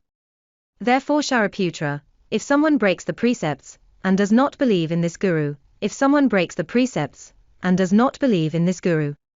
scolds and destroys the Bodhisattva's heart, scolds him and destroys his reputation, in this case, you should know that this sin exceeds the 5 crimes. Do you know that the 5 crimes, namely the 5 uninterrupted crimes, will lead to the uninterrupted hell? Killing one's father, killing one's mother, bleeding the Buddha, killing an arhat, breaking the harmony of the Sangha, any one of these will result in falling into the uninterrupted hell unable to escape. But now Buddha Shakyamuni said if one scolds, or destroys the reputation of bodhisattvas, those who have vowed to have bodhicitta and observe the precepts, including the gurus, what will happen? The crime is more serious than the 5 crimes. It is more serious than the 5 crimes. Is there anything more serious than the uninterrupted hell? There is. It is called the Vajra hell, but this is the name by the esoteric Buddhism. Exoteric Buddhists do not believe that there is a Vajra hell and think that the most serious one is the uninterrupted hell. However, exoteric Buddhists recognize Buddha Shakyamuni's Avatamsaka Sutra, which clearly states that you should know that this sin exceeds the 5 crimes. Exceeding the 5 crimes means exceeding the suffering of the uninterrupted hell, right? What is it called? Esoteric Buddhism gives it a name to make it easier for you to identify. It is called the Vajra hell. Why not recognize it? Why not recognize the Vajra hell? It means that they do not acknowledge what Buddha Shakyamuni said in the Avatamsaka Sutra, right? As Buddha Shakyamuni states in the Ardent Sutra, learn a word of the Dharma. You study Buddhism and you only learn one word. For example, someone explains the word emptiness to you. What is emptiness? One explain one word to you. The teacher's kindness cannot be repaid in 1 kalpa. You cannot repay the kindness of the person who teaches you, that is, your guru, in 1 kalpa. How long is 1 kalpa? 1 kalpa is equal to 4.32 billion years. Just to explain one word to you, it takes 4.32 billion years to repay. It turns out that such a great kindness cannot be repaid. It cannot be repaid sufficiently. So, do you know how serious Bodhisattva Asvaghosha was when compiling the 50 stanzas of Guru devotion? He wrote a lot. Remember that your Guru teaches you, serve him well, listen to his orders, treat him well, and make offerings. Why does he say so much about these? Because Buddha Shakyamuni also said so. Many Buddhas have said this, not just Buddha Shakyamuni. Many other Buddhas have said this. Bodhisattva Asvaghosha went through all the Buddhist sutras, including the esoteric tantras. He referred to all literature of both exoteric and esoteric Buddhism, and wrote the 50 stanzas of Guru devotion. It turns out that you have to repay him for 4.32 billion years for teaching you one word. If you do this, you will continue to repay it even if you go to a Buddha pure land. Because of this, it will be a long time before you can become a Buddha. If you have to pay off the merits received before you can become a Buddha, or if you have to pay off your debts before you can achieve a little success, you have to wait a long time. Therefore, Bodhisattva Asvaghosha teaches you that for those virtuous and true gurus, you must follow the 50 stanzas of guru devotion strictly, and never make any mistakes. Otherwise, if he only explains one word to you, you will have to pay back 4.32 billion years. I do not know if you will give up learning the Dharma by knowing that you have to pay back so much and owe so many debts. If you do this, it will be even more stupid. Why? You will always be floating in the sea of misery. If you go to hell, there will be no one to save you. That will be even more tragic. Nothing is more tragic than this. Now someone is teaching you on the YouTube. But I don't regard you as my guru. I listen to you explaining what emptiness is on the YouTube. Have I owed you a debt that cannot be repaid in 4.32 billion years? I can answer you. It is not said by me, but Buddha Shakyamuni. You can follow the explanation in the sutra. I will not answer your question. In short, whoever teaches you is called a guru, even if you do not take refuge from him. If he can teach you a word, and it will have the merit of that word. If you accept it and benefit from it even if you do not benefit from it, you have accepted it and you will owe a lot. If you hear it clearly and it helps your Dharma practice, then the kindness cannot be repaid in one kalpa. It really cannot be fully repaid in more than one kalpa, because you have really benefited from it. So, I can tell you that if you want to learn Buddhism, please follow the words of the 50 stanzas of Guru Devolution. Otherwise, the first of the 10 beliefs, faith, will not be cultivated successfully. In the Perfection of Wisdom Sutra in 8,000 verses, Astasahasrika Prajnapramita Sutra, Buddha Shakyamuni states that if the Bodhisattva Mahasattva wants to obtain the perfect enlightenment, if a Bodhisattva wants to become a Buddha, he must respect, serve and obey the virtuous knowledge friend. He must be very respectful to the virtuous knowledge friend, serve him, rely on him, and make offerings to him. This is what Buddha Shakyamuni said. Why? If not, how will there be enough merit to repay it? If he explains one word to you, his merit will not be repaid in a kalpa. If he teaches you a lot of things and you do not repay him in this life and delay it, the interest will be compounded. This is not to be collected by the guru. Make no mistake. This is the law of nature, called the law of causes and effects. Where there is a cause, there is an effect. The 3 realms operate the law of causes and effects. Now that you are in the 3 realms, you will follow this law. It is not the guru who requires you to offer something. Many gurus do not require you to offer anything, nor do they specify how much tuition is required, like universities who charge tuition fees every quarter. If you are studying at a university, how much does your tuition cost per year? How many 100,000 a year? You are not charged by the guru for any of these, because of their bodhicitta, which does not put a limit on you. No limit does not mean that there is no result from sowing the cause. Do not get it wrong. It would be bad if the guru does not accept your offerings. Why? The sutra states that according to the law of causes and effects, one word of teaching cannot be repaid in one kalpa. If you are taught many things, how can you repay it? So, when I repaid my teacher, I told them that I had great bodhicitta to save more sentient beings. So, I could repay you, same as obeying and serving you. This is what I told my gurus. I swore that this was not a trifling matter. I really took it seriously. Of course, I do this because of my compassion for sentient beings, not just because of my gurus. Both reasons are combined. This effect comes from the awareness. All in all, I really want to teach sentient beings. I promised my gurus the same, and I really did it. I did not break my promise. I did not become lazy and not do it. And I did not leave it to the next life. I do it immediately. Why? As soon as you do it, you will plant merit and serve your guru immediately. And instantly you do not have to repay so much. The best effect is to repay it immediately, to repay, and to return immediately. Therefore, Bodhisattva Asvaghosha teaches you to seek Dharma while serving your guru, and do not wait until later to repay it. If you pay it back later, or wait until you are reincarnated after death to repay it, things will be bad.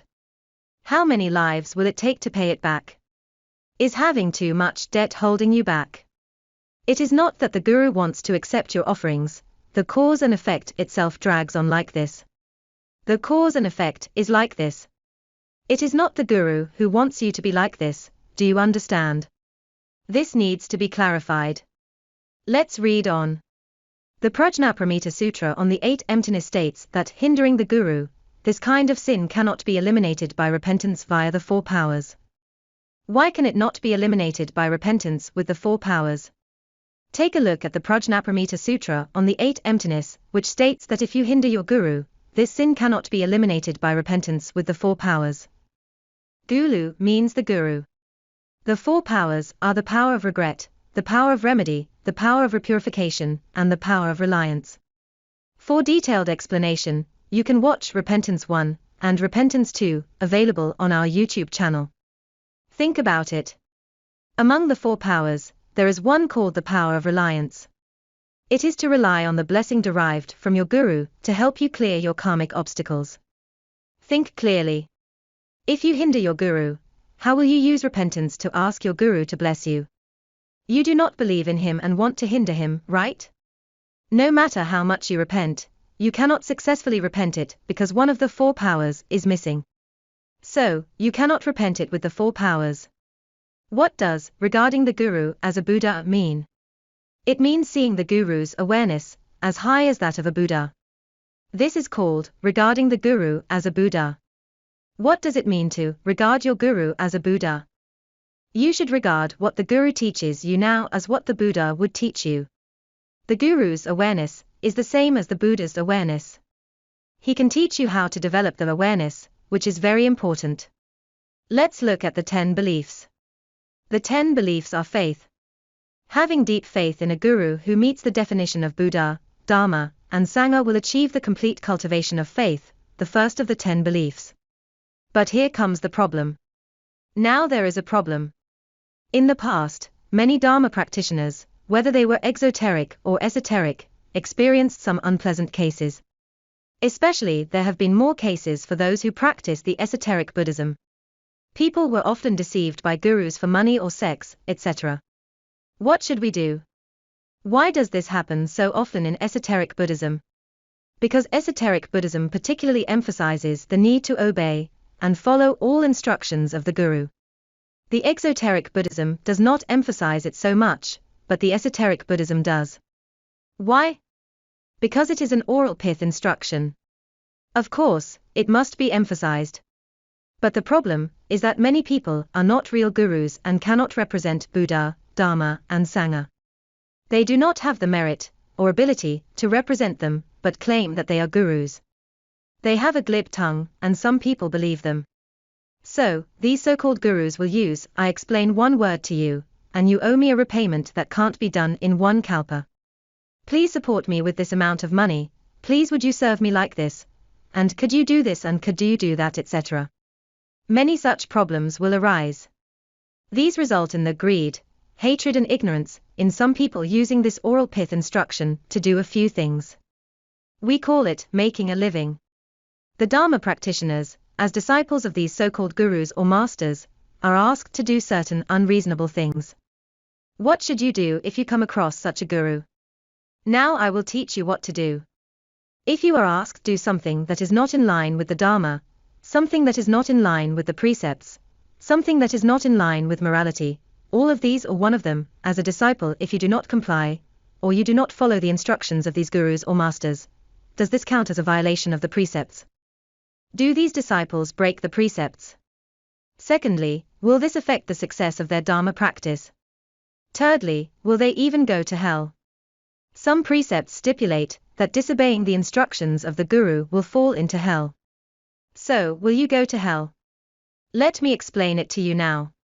First of all, what does the first definition mean? Where should faith, the first of the 10 beliefs, be based on? It is based on the deep faith towards a guru that meets the definition of Buddha, Dharma, and Sangha. If he does not meet the requirements and you suspect that what he asks you to do is not consistent with the Dharma, then does this person meet the definition of Buddha, Dharma, and Sangha? We must use our awareness and develop our awareness to verify it. If I disobey him, am I violating the precepts? Then we must first use the standards of the Dharma to measure whether this matter is really inconsistent with the Dharma. This needs to be measured and cannot be judged by personal emotions and perceptions. What if you are wrong? If you mistakenly judge that this matter is not in line with the Dharma, but in fact it is in line with the Dharma, that would be terrible. You would be violating the precepts. Why? You do not have enough faith in your guru. You clearly know that what he asks you to do is in line with the Dharma, but because you have an incorrect understanding of the Dharma, and you mistakenly judge that it is not in line with the Dharma, you do not listen to him and refuse to do it. You will be violating the precepts. What should you do after violating the precept? You have to repent and make corrections. What to be corrected? You must correct your misunderstanding of the Dharma and your lack of faith in the Guru. What will happen if it is not corrected? Then do not expect to succeed in Dharma practice. I have already said that if you do not have faith in your Guru, how can you succeed in Dharma practice? If you do not have faith in what he teaches, how can you succeed in Dharma practice? If your understanding of the Dharma is wrong, how can you succeed in Dharma practice? This logic is easy to understand.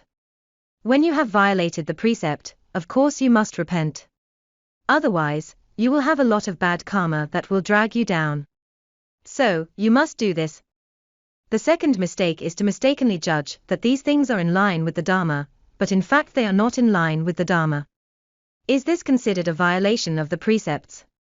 It is violating the precepts. Why? Think about it. When you took refuge in this Guru, you swore to follow and rely on him. You will obey him, but now you don't. Then, you are violating the precept of disobedience. But here comes the problem. This Guru now asks you to do something that is not in line with the Dharma. However, because you have followed a false Guru, and had an incorrect understanding of the Dharma, you misjudge it to be in line with the Dharma. But it turns out that this is a false Guru asking you to do something that is not in line with the Dharma, but you mistakenly think that it is in line with the Dharma. Since you think it is in line with the Dharma and you judge that it is in line with the Dharma, why do you refuse to listen to him? This is being determined to break the oath. What oath is broken? It is the oath that you have once swore to this Guru that obey and listen to him, but you have broken your oath and failed to obey him. This is violating a precept. It is a violation of this precept. It is considered a violation of the precept. What should you do? Repent and correct. Correct what? Think about it. If you have followed a false Guru, you need to correct it and find a true Guru to follow. This is the correction. Now that you have violated some precepts, promising others something and going back on your promise at any time, should you correct this behavior? Do not swear casually. Do what you swear. It is necessary to correct this behavioral formula. Otherwise, no one will believe any oaths you make in the future.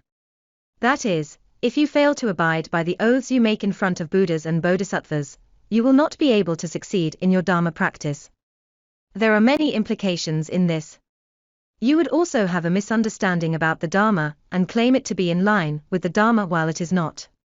You do not do it, possibly because you are lazy. Does this mean you need to revise your understanding of the Dharma? If you are right, about what? For example, if your judgment is correct. This is not in line with the Dharma.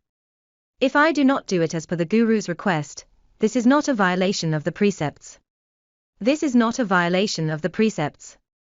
Your faith in the Guru has been shaken. You may say, no, Guru. What this Guru asks me to do is not in line with the Dharma. I have also judged correctly that is not in line with the Dharma. So, I will not follow his instructions. But I swore to him that I must obey him. But the problem is that his approach is not in line with the Dharma, which means that he may be a false Guru. You once swore to obey a false Guru, but now you have developed the true awareness and disobey him. Is this a violation of the precepts? The meaning of precepts often refers to a kind of awareness, and it also refers to the commitment to others. It can also be a kind of awareness that you have to abide by in Buddhism. Some precepts were set by the Buddha, some by the Guru, or things you promised to do. So, what are the real violations of the precepts? What are not considered as the violation of the precepts? You must understand that if you do things based on the awareness, you are actually not against the Dharma. The Dharma is about the awareness. What you are asked to do now violates the awareness. If you do not comply with it based on the awareness, you have not violated some of the awareness precepts in Buddhism. So, it is not a violation of the precepts. Understand? But the second point earlier was that you mistakenly judge that it is in line with the Dharma. This is because you yourself think it is in line with the Dharma. You think it is right, but it turns out that it is wrong because your own awareness is also wrong. Therefore, it is a violation of the precepts. So, the two cases are different. Do you understand? They look very similar. Everyone broke the promise they made to the Guru that day and did not obey, but they are different. Do you understand? The difference lies in the interpretation of the awareness. But in fact, your faith in the Guru has been shaken, because you have made a correct judgment, and have a correct understanding of the Dharma. You know that what he asks you to do violates the Dharma, so you do not follow it. This is not a violation of the precepts, but it is a wavering of faith in the Guru. What are the consequences of faltering faith in the Guru? As I said earlier, the first of the 10 beliefs, faith, will not be successfully cultivated. The cultivation is not solid and to a pass level. What to do? Correct it. I do not ask you to repent, but to correct it. Correct your faith in the Guru. Then you may question, what he asks me to do is not in line with the Dharma, and you still want me to restore my faith in him. I am not asking you to regain your faith in him. Correction does not mean that. What to correct? Let's take a look now. I will explain later. If I do not correct my faith, will my Dharma practice be unsuccessful? Yes, it will be. You have only two choices. One is to restore your faith in this Guru, and restore your confidence in him. Otherwise, if you do not believe in what he teaches you, your Dharma practice will not be successful. Since you do not believe in him, you will not succeed in Dharma practice no matter what you do. What else can be corrected? One thing should be remembered. Why faith is the first among the 10 beliefs and the first among the 52 levels of all our Dharma practices, is because as long as your faith is shaken, it does not matter whether it is a true Guru, a true Buddha, or a true Guru, but his Buddhist teachings are not up to standard. You will not abide by his teachings. You will always check on him, and you will not have a deep faith without doubts. I will think about everything you say first. If you have little faith in his teachings, you will waste a lot of time. In short, without faith, whether it is a real Guru, or a Guru who has not yet reached a high level, it will only cause a delay and make it impossible to succeed in Dharma practice, because you can never reach a high level by practicing the Dharma like this. You will practice the Dharma with some reservations, so your practice will be unsuccessful. Do you understand? But if this is a false Guru, and you do not abide by his teachings, you would not abide by them in the first place, right? This is your wisdom. Remember, nevertheless, wavering faith means that you will never succeed in Dharma practice, whether this is a real Guru, or a fake Guru, or a Guru who has not mastered his skills. If it needs to be corrected, what should be corrected? You have to think about it. There are only two choices. First, he is not perfect in any aspect of his studies. He only accidentally misses it and makes a few mistakes about the Dharma. Does this mean that you must leave this Guru? Of course not. Is it so easy to find a perfect Guru who scores 100 points in this world? You may not be able to find one even if you spend 3 greater Samkhya Kalpa. Understand? Even for a perfect Guru like Buddha Shakyamuni, there were disciples criticizing him, saying that this Guru was not good. Their faith in him was shaken, and they lacked confidence in him, right? You must know that many disciples' awareness and wisdom are poor. Even if you have a high level of wisdom and a clear understanding of the Dharma, you still have the opportunity to correct it when your faith in the guru is shaken. You must know that there are many types of teachers, including primary school, middle school, and university. If you are studying in a primary school, do not be too demanding. Unless you have graduated from the primary school and are now at a very high level, at the middle school level, you should still respect your primary school teacher very much. Do not underestimate your primary school teacher, just because you have entered the middle school. Do not care if he is not perfect in his studies. As long as he is a true guru, you also need to respect him and consider his teachings correct. Of course, if there is something about him that is not in line with the Dharma, you do not have to follow him. You do not need to constantly pursue it persistently and make your faith shaken. This will be detrimental to you, not the guru. As for your Dharma practice, you can only make corrections so that your faith does not waver. There are two options. One is to continue to follow this guru, but you know that he is only inconsistent with the Dharma in some very subtle ways, so do not care too much about it. For example, the guru jumps a red light. These are all trivial things, but they may not be in line with the Dharma. But do not worry about these trivial mistakes. But if some real Buddhist teachings, such as emptiness, are all explained incorrectly, and he does not teach the cultivation of the awareness and teaches that you only need to recite Buddha Amitabha, and nothing else, this will limit all your progress. You must immediately leave this primary school teacher, and go to a middle school. You must know that without bodhicitta and truly developing the awareness, you cannot even go to a Buddha's pure land, or the Western land of extreme bliss. I have told you this earlier. When you really are about to upgrade, you have to say goodbye to this guru. This is correction. It does not mean that you disrespect him. Do not pay attention to the false guru. Of course, you should leave quickly. So, remember, what is the main direction of Dharma practice? It is to enhance the awareness. So, you must use your awareness to do things. For example, what if you follow a false guru? Find a true guru quickly. What happens if the true guru's Dharma standards are not up to a level? See how much lacking. If only a little, do not worry about it. If there is a lot lacking, you just say goodbye to him, and then go up to the advanced level to upgrade. You can go to a middle school or university, but you still have to respect your previous guru very much. This should be remembered. Do not be disrespectful at all. If you are, even only a little, you will never score full marks on faith, the first of the 10 beliefs. You will only get 70 or 80 points. You will lose a lot of points. Remember this. There was a eunuch named Zhao Jiao in the Qin dynasty who called a deer a horse.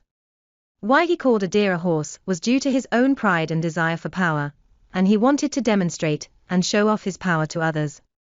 It'd be great to let people know how powerful I am.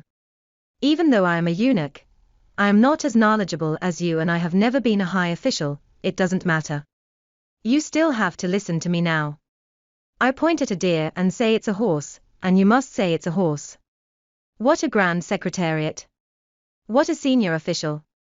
Only a villain like him would do this. Do you think a Buddhist guru would call a deer a horse? He would. There are some esoteric Buddhist gurus who say that one must listen to and obey the gurus. If the guru says that the sun rises in the west, he must say that it is right. If one dares to say that it is incorrect, he will have acted against the 50 stanzas of guru devotion, and also violated the precept of contempt for the guru, the first fundamental fall which will lead to the Vaja hell.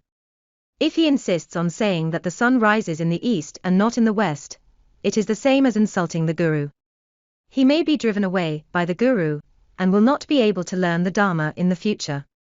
I would like to ask you, as a guru, if he is a true guru and meets the standard of Buddha, Dharma, and Sangha, will he be a scoundrel like Zhao Jiao who called a deer a horse to show his authority? To humiliate you like this? Of course not. If he does this, it means he is not a guru. If he does this, it means that he is Zhao Jiao and a false guru. If he does not do this, it means that he is a true guru.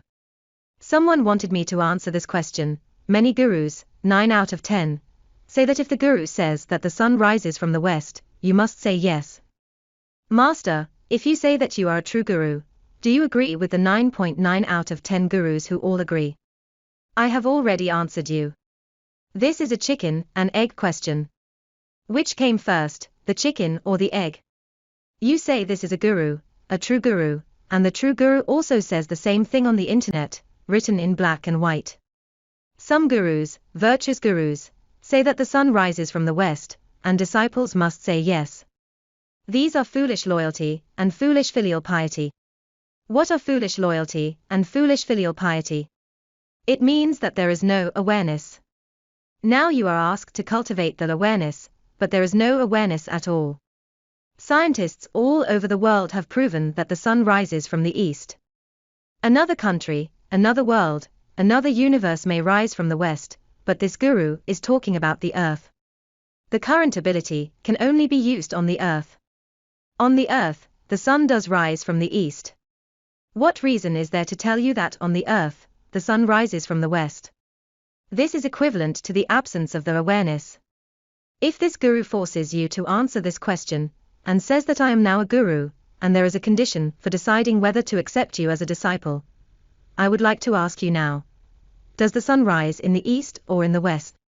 If you dare to say that you rise from the east, I will not accept you as my disciple right away. In this case, you must leave immediately. It is all right not to accept you as his disciple, because a real guru will not ask you like this. If he asks you like this, he does not meet the standards of a guru to represent Buddha, Dharma, and Sangha. If he does not ask you in this way and meets the standards of Buddha, Dharma, and Sangha, he is a true guru. It is that simple, so you do not need to ask me this question. I will give you the example of Jiao Gao. Remember that the main direction of Dharma practice is to enhance the awareness. If you follow a guru without the awareness, you will not succeed in Dharma practice. So, remember, how would you fail in your Dharma practice? I can answer you right away. If you do not have the awareness, your Dharma practice will be unsuccessful. If you often say that you have sworn to follow this guru, but now you find out that he is a false guru, but you still follow him anyway, then you are doomed to be unsuccessful. There is no need to ask. It is not a question of whether you follow his instructions. It is a question of not developing the awareness to make a decision. In this way, no matter whether you go left, right, forward or backward, you will not succeed in Dharma practice. You must remember this. Thirdly, if I do not obey him now, will it cause me to fall into hell? Will I go to hell because I despise my guru? Let's take a look now. We said earlier that the first situation is a violation of the precepts. Let's see what will happen if we violate the precepts. As mentioned in the Avatamsaka Sutra, the Buddha said to Shariputra that if you hinder the Bodhisattva's mind, you will suffer the immeasurable crime. Let's take a look. The Guru asked me to do something. I judged that he is not in line with the Dharma, so I did not do it. But it turns out that he was in line with the Dharma. That is bad. It is a violation of the precepts. Yes, you have violated the precept. If it is hindering the Bodhisattva's mind, you will suffer the immeasurable crime, depending on how long you cause the delay and the degree of the obstacle. How long have you been putting off doing what your guru asks you to do? To what extent is it hindered? This is how your immeasurable crime is determined. When I ask some disciple to do something, he keeps putting it off. He has not done it for a year or half a year, and has to be urged by the guru before he does it. When he does not practice the Dharma well and things are not taught to him, or sometimes there are many obstacles, he then asks the guru, I've followed you and practiced the Dharma for so long. Why has my Dharma practice not been satisfactory? How should I answer him? When I am teaching the Dharma, I sometimes answer him in an indirect way. Because you are disobedient. Your guru asks you to do something, but there is a long delay. This is not because the guru wants to punish you. Cause and effect itself are like this. Cause and effect are not determined by me, but by nature. Buddha Shakyamuni says this in the Buddhist sutras. It is also not determined by him. He said it to explain that there are such laws in nature, and that if there is such a cause, there will be such a result. Such obstacles and delays will hinder the bodhisattva's mind and delay things, which will lead to an immeasurable crime.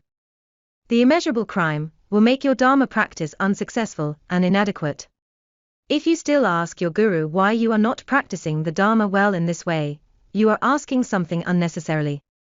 This is because you do not have the awareness to see where you have gone wrong. Let me answer you now. The consequences of delaying things can be very serious. This is hindering the bodhisattva's mind, which leads to immeasurable crimes. What should we do? 50 stanzas of Guru devotion teach that if you are unable to do something, you must tell the Guru. Say if the Guru expects it to be done within a month, while you cannot do it within a month. You must tell the Guru.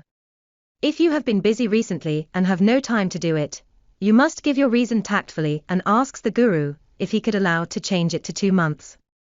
If the Guru agrees, it would be 2 months. But if it is more urgent, he would find another person who can do it faster to reduce your workload. So, you will not suffer the immeasurable crime. But if you do not ask the Guru and keep putting it off, one of my disciples is like this. He has been putting it off for a year, but if you do not ask him, it is just as if nothing is wrong. It is great that the Guru has forgotten. Then he asked the Guru why the Dharma practice had been unsuccessful.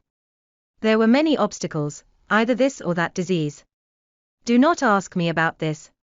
If there is such a cause, there will be such a result. It must not be the Guru who curses you. The Guru will take pity on you. Sometimes, I will not rush the disciple, for fear that he will be out of breath, and it will be bad if he works too hard. I pity you, but I am helpless.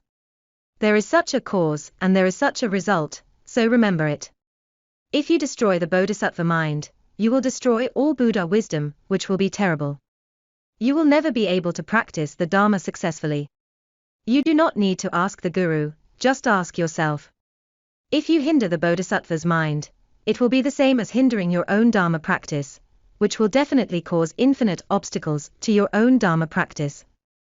It will be either this kind of obstacle, or that kind of obstacle. If you destroy the bodhisattva's mind or find a way to destroy it so that you do not need to do it, because the Guru is unable to do it, you will never succeed in Dharma practice. Without all the Buddha's wisdom, you will not even be able to reach the Buddha's pure land. You will have your share in hell. You will definitely be able to go there. It is impossible not to go to hell. Thirdly, if you break the precepts, not believing and criticize the bodhisattva harshly, really. You ask me to do such a thing. Not sure if it is in line with the Dharma. So, you scold him. But it turns out that it is actually in line with the Dharma, then you are in trouble. You will have committed worse than the 5 crimes. Do you know what sins exceed the 5 crimes? You may enter the Vajra hell, which is more serious than entering the uninterrupted hell. Exceeding means the Vajra hell, serious than the uninterrupted hell. Secondly, if you mistakenly judge that this is in line with the Dharma, but in fact it is not in line with the Dharma and you do not follow it. Is this a violation of the precepts? It is also a violation of the precepts, as I have explained earlier. What would happen? If you do follow it, it means that you have done something that is contrary to the Dharma. Depending on how much harm it does to the Dharma, you may go to hell in serious cases. For example, the Guru asks you to help him promote Kamamudra, the double body method, saying that he wants to recruit more female disciples and practice the double body method with them. He claims that he is only thinking about them and wants to help them become Buddhas quickly. But you mistakenly believe it to be true, and do not know that this kind of practice can only be practiced by bodhisattvas above the 8th level. It is a practice of Sambhogakaya Buddha. This is the teaching of Sambhogakaya Buddha.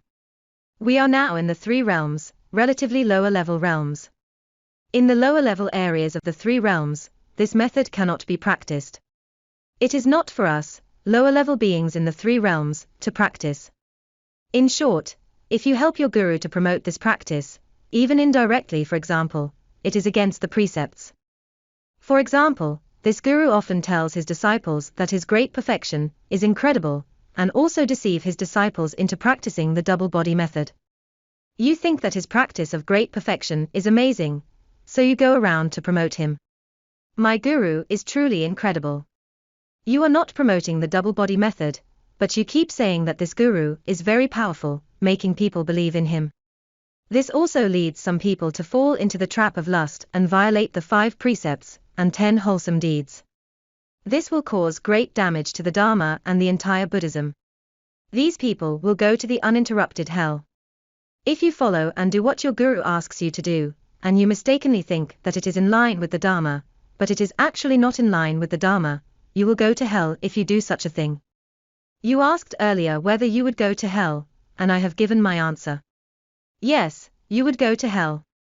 This is the website of our Dudjom Buddhist Association, International. On this page, scroll all the way down. This is our homepage. If you scroll all the way down, you will see a question mark with a pattern that is easy to identify, which is called Questions and Answers for the Dharma or Esoteric Buddhism. There is a green button here. Press it and this screen will appear. In this screen, there is a question: is Tibetan Buddhism's male-female double body method correct or evil? There is a button Go here. Click it and you will see the answer. I have already said the answer here. I will not explain it in detail now. In short, it is not right. Secondly, what if you do not follow and do it, but you judge that it is in line with the Dharma? As I said earlier, it means that you are determined to break your vow against the Samaya. Samaya means an oath. When you started, you swore to your guru to rely upon him. Taking refuge in him is the same as relying on him and obey him. If you do this, you are determined to break your oath. What will be the consequences? It depends on whether this is a real guru or a fake one. If he is a false guru, this violates the meaning of the oath sworn to ordinary people. What will happen? This is the entanglement of personal grudges and karma between you and this false guru, and you will not go to hell. But the question is, when you swore to him, did he ask you to swear that now that you have sought refuge from him and if you disobey, or not listen to me, you will break your oath and you will go to hell? If there is this statement and you follow it up with this statement, you will go to hell because of this hint. Because you agreed to it yourself. Therefore, when you take refuge, will a real guru ask you to swear like this? Of course not. I do not know if other people do this. I know that some would. If people do not obey, they will be thundered. I have heard that some other religions are like this. To put it simply, do not swear carelessly. This is a personal issue between you and him, and is not involved in the huge karmic network of Buddhism. What is the huge network of Buddhism? For example, if you promote the double body method and cause many people to violate the 5 precepts and 10 wholesome deeds, which concerns the survival of the entire Buddhism, it will of course involve the huge karmic network of Buddhism.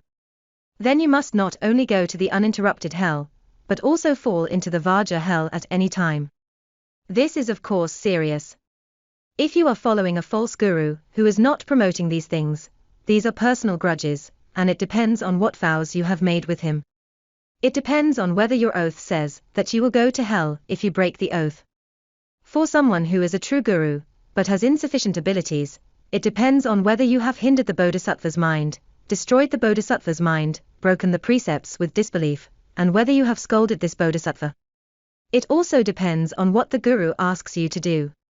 Let me tell you that a real guru will not promote the double body method. If he does, there must be something wrong. Now let's talk about another thing. If the guru asks you to do something that is not in compliance with the precepts, and you refuse to do it, is it considered a violation of the precepts? It is a chicken and egg problem again.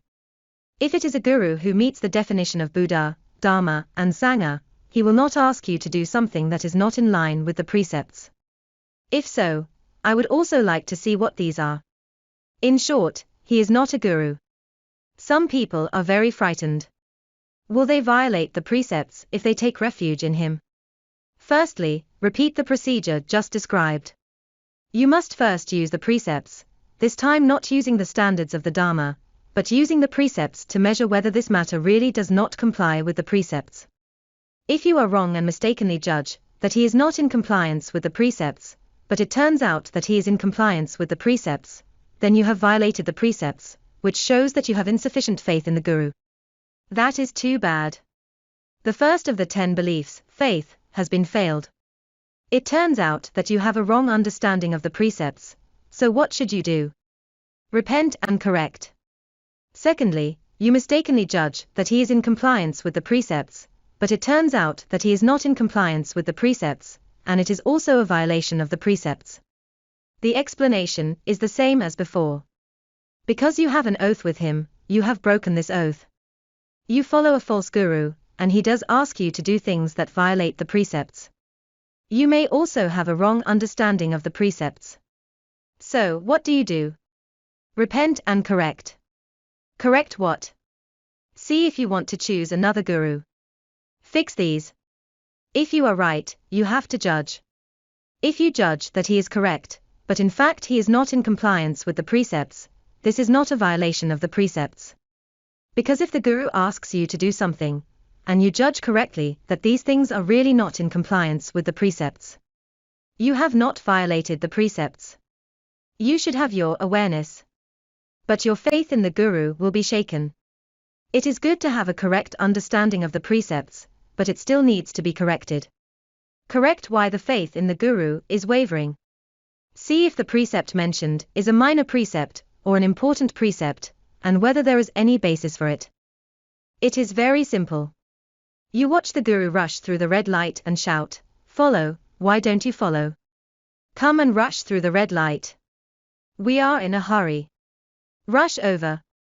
You do not follow and jump the red light, but he does. Does rushing through a red light count as a violation of the precepts? It does.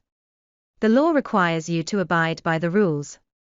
If you do not abide by such a basic law, it is considered a violation. If you do not run the red light, does that count as a violation of the precept? This is a trivial matter. I am really in a hurry. It is a bit critical. I am rushing to save lives. The guru needs to hurry up. The man is about to die. He must hurry up to bless him. The moment of dying is very important. He must hurry up to practice the Dharma for him. Assuming this guru is excusable. The precepts of bodhicitta are greater than the precepts of rushing through a red light. Do you understand? Under the circumstances, it is not good to still have wavering faith towards the guru. It must be corrected. But if this guru has violated a very serious precept, you have to think clearly about whether to correct it and find another guru. So, what exactly needs to be corrected? You have to think about it. If this is the case, will it cause my Dharma practice to be unsuccessful? As I said, as long as your faith is shaken, no matter whether this is a true guru, a Buddha, or a true guru, but not up to the standard, you will still not abide by his teachings, you will not succeed, and you will not succeed in Dharma practice at all. If it is a false guru and you do not follow his teachings, then congratulations, you are very wise. In short, from the beginning to the end, what is the main direction of Dharma practice? Enhance your awareness for all your actions, including what your guru asks you to do. But it does not mean you have no faith in your guru. Do you understand? Because we must do things with the awareness. What does it mean to have deep faith? Having deep faith without any doubt should be to monitor him, and there is no need to think about whether he is right. Unless what you are asked to do is a major matter which involves other serious matters. No need to think about trivial matters and react directly and believe it without any doubt. I just do what my guru wants me to do, right? So deep faith without doubts have many levels, and it all depends on how many points you score. In short, precepts are the same as the awareness. So, your guru probably will not ask you to do something that violates the precepts. If he does, he may not be a true guru. Remember to use that awareness to observe. What will happen if you follow the wrong guru? To correct, quickly find another guru. If the standard of your true guru is not up to the mark, it depends on what aspect. In short, we must remember that the success of Dharma practice depends on that awareness, and also depends on the degree of what I just taught. Therefore, we must remember the importance of the awareness. Will one go to hell? This is determined on whether he has violated the precepts. If it falls under the first category, you mistakenly judge that he is not in compliance with the precepts, but it turns out that he is in line with the precepts. This is a violation of the precepts. Will you go to hell? According to the Avatamsaka Sutra, whichever category it belongs to, use the corresponding one. I have explained it earlier. If it is an obstacle to bodhicitta, you will suffer the immeasurable crime, depending on the degree. If the bodhisattva's mind is destroyed, then no matter how you practice the Dharma, it will have no effect, because the wisdom of the Buddha will be gone. If you break the precepts and disbelieve, and still scold that bodhisattva, that is, scold your guru and slander him, you will be guilty of more than the 5 crimes and will fall into the Vajra hell, worse than the uninterrupted hell.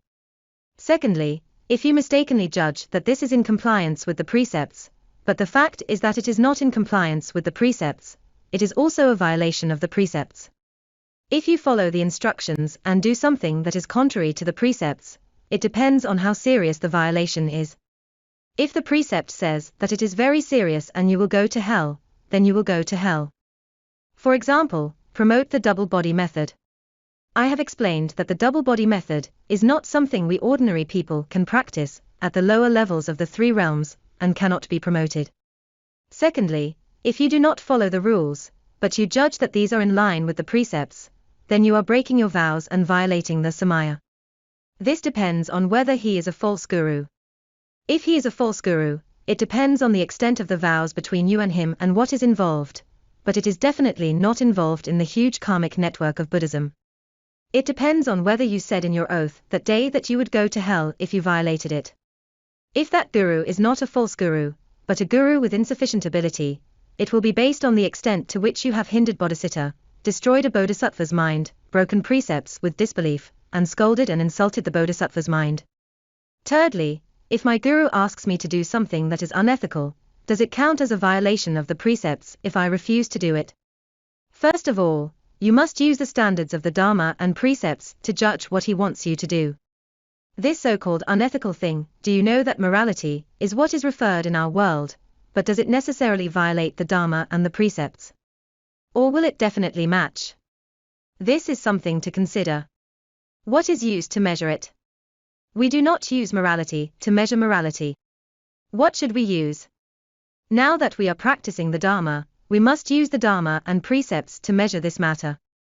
In this way, morality is also judged. If I do not obey him, will my Dharma practice be unsuccessful? Do I even have to go to hell?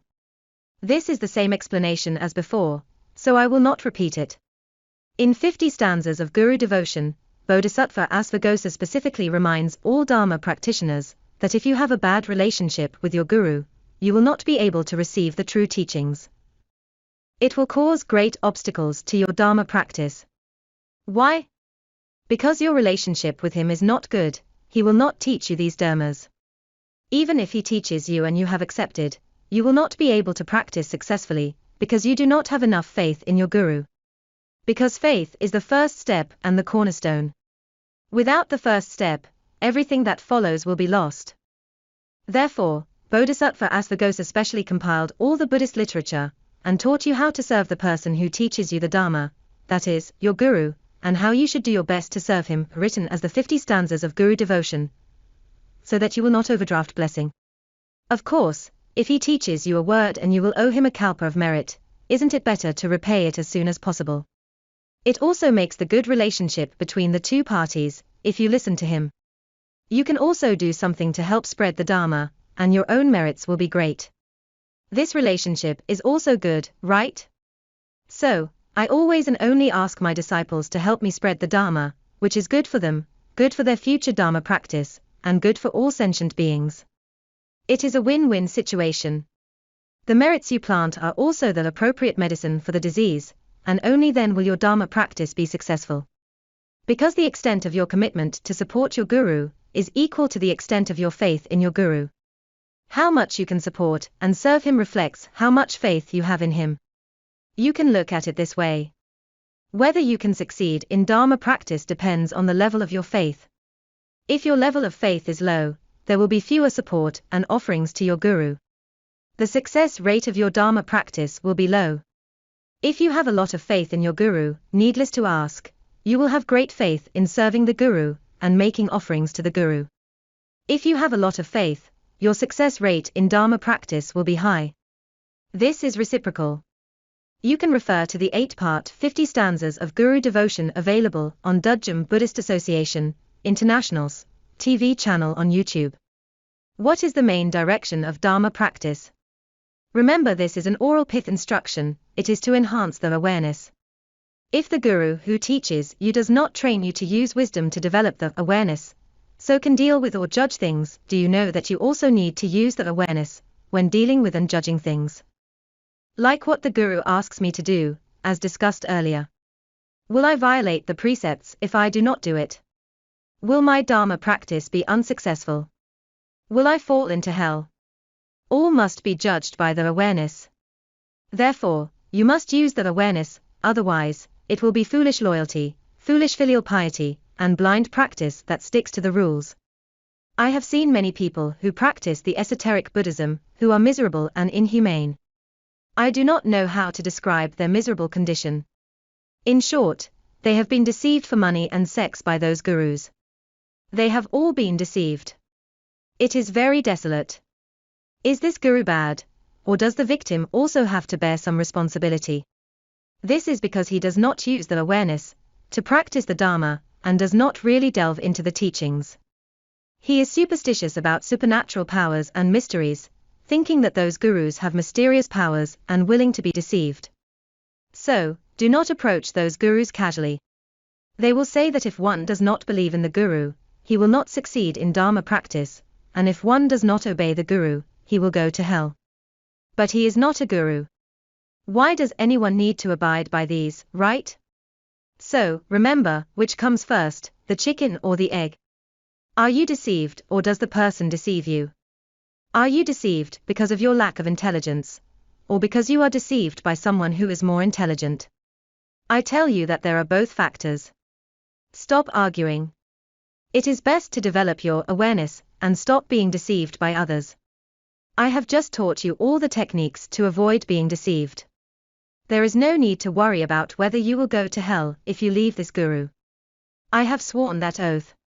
As I said earlier, if it is a false guru, you will not go to hell. Do not be afraid. As for personal grudges, you can resolve them by practicing the Dharma with a true master in the future. So, there is no need to be afraid. So do not be afraid. If you continue to follow him, I will be more afraid than you. You will really go to hell if you follow a false guru. Then you might as well be afraid that if you keep following him, you will definitely go to hell and fall deeply. You should worry about this. Therefore, we must remember that we must cultivate the awareness and practice the Dharma with the awareness. Do not stick to the 50 stanzas of Guru devotion. It is not the use of 50 stanzas of Guru devotion to assist you in your true Dharma practice. It should be said that we use our awareness to experience the 50 stanzas of Guru devotion to assist us in our Dharma practice. Which one is the most important? Which is the lesser one? The main thing is to train the awareness, and the 50 stanzas of Guru devotion are to help your awareness to practice the Dharma. You must see clearly what the most important and the less important factors. In order to successfully transform the mind into wisdom, what kind of practice is required? As said earlier, we must modify the behavioral formulas so that all our Dharma practices are guided by the awareness. The main direction of our Dharma practice is to enhance the awareness. What procedures are used to develop the 5 wisdoms? It is the mind cultivating procedure, and then develop the awareness. Then combine the awareness with emptiness, or use Diamond Sutra's oral pith instructions in daily life, only then can awareness be developed. Now let's take a look at how to cultivate the 10 beliefs to work with the teachings of the Diamond Sutra. The first of the 10 beliefs is to cultivate faith. How does it work with the oral pith instructions of not abiding in any notion, and not abiding in anything to develop the mind? Let me give you an example from before. In the previous session, we talked about a case where Buddha Shakyamuni was slandered by Sundari, who accused him of committing adultery. Let's use this example again. In this case, the Buddha was sitting facing the public. There were not only disciples, but also all Dharma believers, including those who were new to Buddhism, those who were still learning, monks, and those who had already become arhats. People who were learning the Dharma at different levels and qualities were present at the time. When the Dharma event was taking place, Sundari came to Slanda. She said, "I am pregnant. I am pregnant because of adultery with you. You must take responsibility. I'm about to give birth. Give me money to raise the child." There was a disciple, the Jade Emperor, or Sakro Devanam Indra, who had supernatural powers. He was hiding behind the tent and fanning Buddha Shakyamuni. He had supernatural powers and could see through that the Sundari woman was pretending to be pregnant. He transformed into a mouse, got into her belly and bit off the rope that tied the wooden basin with which she was pretending to be pregnant. Then the small wooden basin fell to the ground, and she was found to pretend to be pregnant. When the Sundari woman scolded Buddha Shakyamuni, all the disciples bowed their heads in silence, daring not to make a sound, as if they had taken dumb medicine, and did not know how to stand up and resolve the awkward situation for their guru. This is a violation of the Bodhisattva precepts. Because they did not practice the Mahayana, and did not wish to be a Bodhisattva, but self-righteous, and only cared about themselves, they would not help the guru. Only it was the guru to save and teach them. They would not save the guru, nor would they help the guru out of trouble. They would not save the guru. So, everyone sat there in silence and watched the guru being scolded. What are the consequences for all these disciples who violated the precepts? The result is that they would never become a Buddha. You must understand that I have imparted you the Bodhisattva precepts and you have accepted them. Only if you have violated them will you be considered a violation of the precepts. You are mistaken. If you commit that behavior without taking the precepts, you are also considered violating the precepts. Because the precepts are the awareness. They are taught to you to keep the awareness in your mind and not to be violated in the future. You will still violate them even if you have not taken the precepts. Those Hinayana disciples all violated this precept, so the Hinayana group could only become arhats, and no one could become a Buddha. Why? They could not become a Buddha, because they did not have that kind of awareness. They did not want to help the guru. I already explained it in the last session, including what precepts were broken. When the Sundari woman pretended to be pregnant and was found out, they all started to talk a lot, cursed and scolded and Sundari woman. It was almost like telling her to die quickly. For such a vicious person, it would be best for the ground to crack and bury her. It turns out that the ground did crack open and bury her. Why? There were some very good Dharma practitioners there, and some had become arhats. Some had not become arhats yet, but they had supernatural powers, with their mind power and actions of the thought. They all hoped that the ground would crack and bury the woman. Sure enough, the ground really cracked open, because the energy was mobilized. As a result, the Sundari woman fell into the uninterrupted hell. This case is about the behavior of the disciples, and the faith in the guru is compromised here. When you have faith in your guru and your guru is cursed or slandered by others, you should immediately stand up and help solve the problem without any doubt. But you don't, which means that you have no faith and are doubting whether the guru has done this. This is because the 10 beliefs have not been cultivated. When the 10 beliefs have not been cultivated, one cannot get through the 52 levels and become a Buddha. Therefore, the Hinayana practitioners can only become arhats. Can they take the 52 steps to become a Buddha? No, because they cannot even take the first step. How can they go through the 52nd levels? If one cannot cultivate the first of the 52 levels, level without doubts, how can he go on to the next one? So, we can apply this case, and before that, let's revisit Diamond Sutra's oral pith instructions. There is a statement in the Diamond Sutra why such sentient beings have no more forms of self, people, sentient beings, longevity, forms of dharmas and non-dharmas. What does this mean? Form refers to appearance, idea or opinion. That is, when we do anything, we should not be attached to any appearance, any idea, or any opinion. For example, the guru looks like an ordinary person, and may take a tumble when walking. If you look at his appearance and become attached, you will lose your faith. Or, you should focus on the guru's awareness, and know how to explain emptiness, neither existence nor voidness, which can lead you to become a Buddha in the future and make me not attached in a certain state. Do you focus on the awareness of the Guru, or on the accidental tumble to the ground to decide whether to believe in him? This is the attachment to appearance, whether it is an idea or an opinion. The form of self. What is the form of self? It is the persistence of self-ideas. The form of people refers to your persistence in interacting with people. The form of sentient beings is anything, any attachment arising from your interaction with sentient beings. The form of longevity means that you are very persistent in learning supernatural powers, how to live forever, and learning from a deity to have powerful supernatural powers, or superior skills and techniques. Are you obsessed with superior status?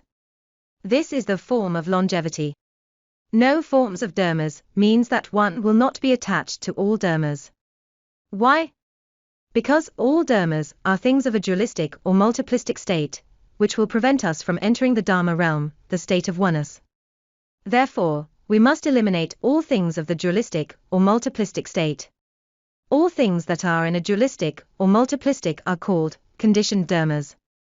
Only when these conditioned dharmas are gone and emptied can we have the opportunity to enter the state of oneness. What is no form of unconditioned dharmas? The unconditioned dharmas refer to methods of emptiness, neither existence of voidness. When one is not persistent on the techniques of unconditioned dharmas, it means that he truly realizes emptiness and succeeds in Dharma practice. It is these few forms. One of Diamond Sutra's oral pith instructions is not to abide in anything and not to abide in any forms. It means not to abide in the forms of 6 dusts, which has been explained before, and not to abide in the 4 forms. If we can successfully take the first step of not abiding in these forms, we will succeed in the first stage of treatment. Because not abiding in forms can help us release the awareness. How can awareness be released? It is about not being attached to something. Let me give you an example. You follow a false guru, and he tells you to do things that are illegal, against the precepts, or contrary to Dharma. You are very worried. Should you do it or not? Only if you are not obsessed with what kind of guru he is or what he wants you to do can you release your awareness. If you are attached to it, oh no, he is my guru, I must do it. Oops, now that he is my guru, I didn't do it because I thought it was against the precepts. Would I fail in my Dharma practice? Will I also go to hell? These are the attachments, constant attachments. Oh no, will I go to hell? Will I fail in Dharma practice? Will I be unable to go to the Western land of extreme bliss? Have I violated the precepts? These are the attachments. If you do not cling to these things, you can release the awareness, and you will develop the awareness stably. Then, you can use your awareness to observe as I taught you earlier. This is breaking the precepts. This is not breaking the precepts. This is not going to hell. This is going to hell. And visualize and reflect on all the things I taught earlier. Then, your mind will know where you stand now. Is what I am doing right or wrong? Do I need to repent or correct it? Do you understand? This is the release of the awareness, and not abiding in forms. If you are attached to the forms, constantly attached, oh no, will I go to hell? Oops, I'm breaking the rules. Being attached to these things cannot release the awareness. If you cannot release the awareness, you will not know how to take the next step, and you will not have the courage to change your guru. How to proceed in the first stage? In the 29th lecture of the Compassion series, some of the oral pith instructions and practical methods were taught, but not fully explained. I already talked about some of them. In the 29th lecture, I said a little bit about not abiding in forms, and some oral pith instructions for releasing the awareness. But it was not explained fully. What is the second stage of treatment? To enhance the awareness. Throughout the entire Dharma practice process, as I have said, is to learn to release the awareness. In the second stage, we need to learn to improve our awareness. As such, we need to use Diamond Sutra's second oral pith instruction, not to abide in anything to develop the mind. What is the mind? To develop a mind, the kind of awareness to resolve the worries in the three realms, a dualistic or multiplistic state.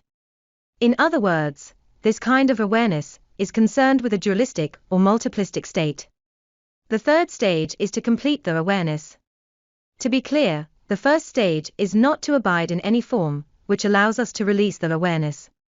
The second stage is to not abide in any form, that is, not abide in anything, but at the same time, develop the mind. The mind in question is to enhance the awareness, allowing us to solve all the troubles in daily life, a dualistic or multiplistic state. The third stage is to complete the awareness, that is, to practice emptiness. The mind, from not abiding in anything to develop the mind, should be led into emptiness, neither existence nor emptiness. This can then help us enter the Dharma realm, the state oneness. This can train our awareness to become a Buddha in the future, that is, train it to become the perfect enlightenment. Therefore, we must achieve the wisdom of not abiding in the form of non-dharmas, that is, the Dharmadhatu. You have to watch the previous episodes to understand this. The meaning of not abiding in any form is not to be attached to any form, and being able to successfully deal with the first and second stages. How incredible I am! I can complete the first and second stages. I'm so good to be able to continue to the next stage. You must not cling on to these. Then, you can use your awareness to enter emptiness, neither existence nor voidness. That is, I'm incredible to be able to apply emptiness, neither existence nor voidness without being attached to it, and develop the Dharmadhatu, then you have completed and perfected the awareness. Let's see, based on the case of Buddha Shakyamuni, how to use the mind cultivating process to develop the 5 wisdoms. First of all, we must accept it. What is accept? How can we develop wisdom of equality? Firstly, we must accept that the Guru being slandered is due to cause and effect. Buddha Shakyamuni himself also said that being slandered now was due to a cause and effect. Because he used to slander others and slandered others for adultery, so now he was also slandered for adultery. This is karma, so we must accept it. Wisdom of equality means to treat this matter equally. Everything that occurs in the 3 realms or above must be related to cause and effect, because the law of causes and effects operates here. Including my Guru, who is being slandered now, is all because of karma, so I have to accept it. Once you have accepted it, will you still insist that Sundari is a bad person? She was found to be pregnant falsely, so people cursed her to go to hell, which she deserved. If you had a mind with wisdom of equality, would you do this? No, because you know that this is all because of cause and effect. Will you curse Sundari? You will not. What would happen if there was no wisdom of equality? You would curse her. She's so bad and dares to slander a guru. This is absurd. Go to hell quickly. If you do this, it means that you do not believe in cause and effect. Secondly, without the wisdom of equality, you would do both. So, we must accept all troubles. Only by deeply believing in cause and effect can we meet the requirements to go to the Western land of extreme bliss. Therefore, we must remember to accept, and then the wisdom of equality can be developed. Then ask, what's going on? You say that you committed adultery with my Guru. Suppose I am Venerable Ananda, I follow him day and night and serve him. When have I ever seen you? This is the first time I see you. You are clearly deceiving and wronging my Guru. You will ask questions, even to Sundari. You say that you committed adultery with my Guru. On which day and time did you commit adultery? How many times did you meet? Where? The exact locations. You will ask questions. You will also develop the wisdom of discernment to do a lot of questioning and analysis. Do some thinking and analyze yourself. You did not say a word. You just sat there, as if you had taken dumb medicine, and you did not defend your Guru. Why? Why is it that only your Guru lends a helping hand to you? Even if your foot hurts, you ask your Guru what you can do. If you have any troubles, you ask your Guru. But now you do not help the Guru when he is in trouble. What has gone wrong exactly with your behavioral formula? Where does it show that you do not believe and have doubts? You must find out the root causes and conditions of this kind of greed, hatred, and ignorance one by one. This requires asking questions, analyzing, finding the root causes, and then treating them. Treatment can help you develop the all-accomplishing wisdom. With the development of the awareness, you can solve any troubles and problems. That is, you need to learn how to deal with them. How do we deal with them? Taking this case as an example, we should remember the kindness of the Guru and his merits to resolve the doubt mentality. Why would you doubt your Guru and cause you to just sit there and say nothing? You dare not to say anything and lower your head, feeling ashamed. What is the reason for having such doubts about the Guru? Is it because your faith in the Guru scores fewer than 100 points, only 50, 60 or 70 points? You must think about the kindness your Guru has shown you. It turns out that the Guru only explains one word to you, and you already owe him a kalpa of kindness. He teaches me a lot, so I owe him countless kalpa and the entire Asamkhya kalpa of kindness. I am really sorry for doubting him. This is wrong of you. If you owe someone so much merit, would you repay a favor with a grudge and doubt him? Isn't it unfair? That is not equal, right? Therefore, you should think more about your Guru's kindness and merits, which can help you resolve your doubts. Also think that he does not do things like this normally. Why does someone suddenly accuse him of making such a serious mistake without a reason? Secondly, we must be diligent in understanding and practicing the Dharma.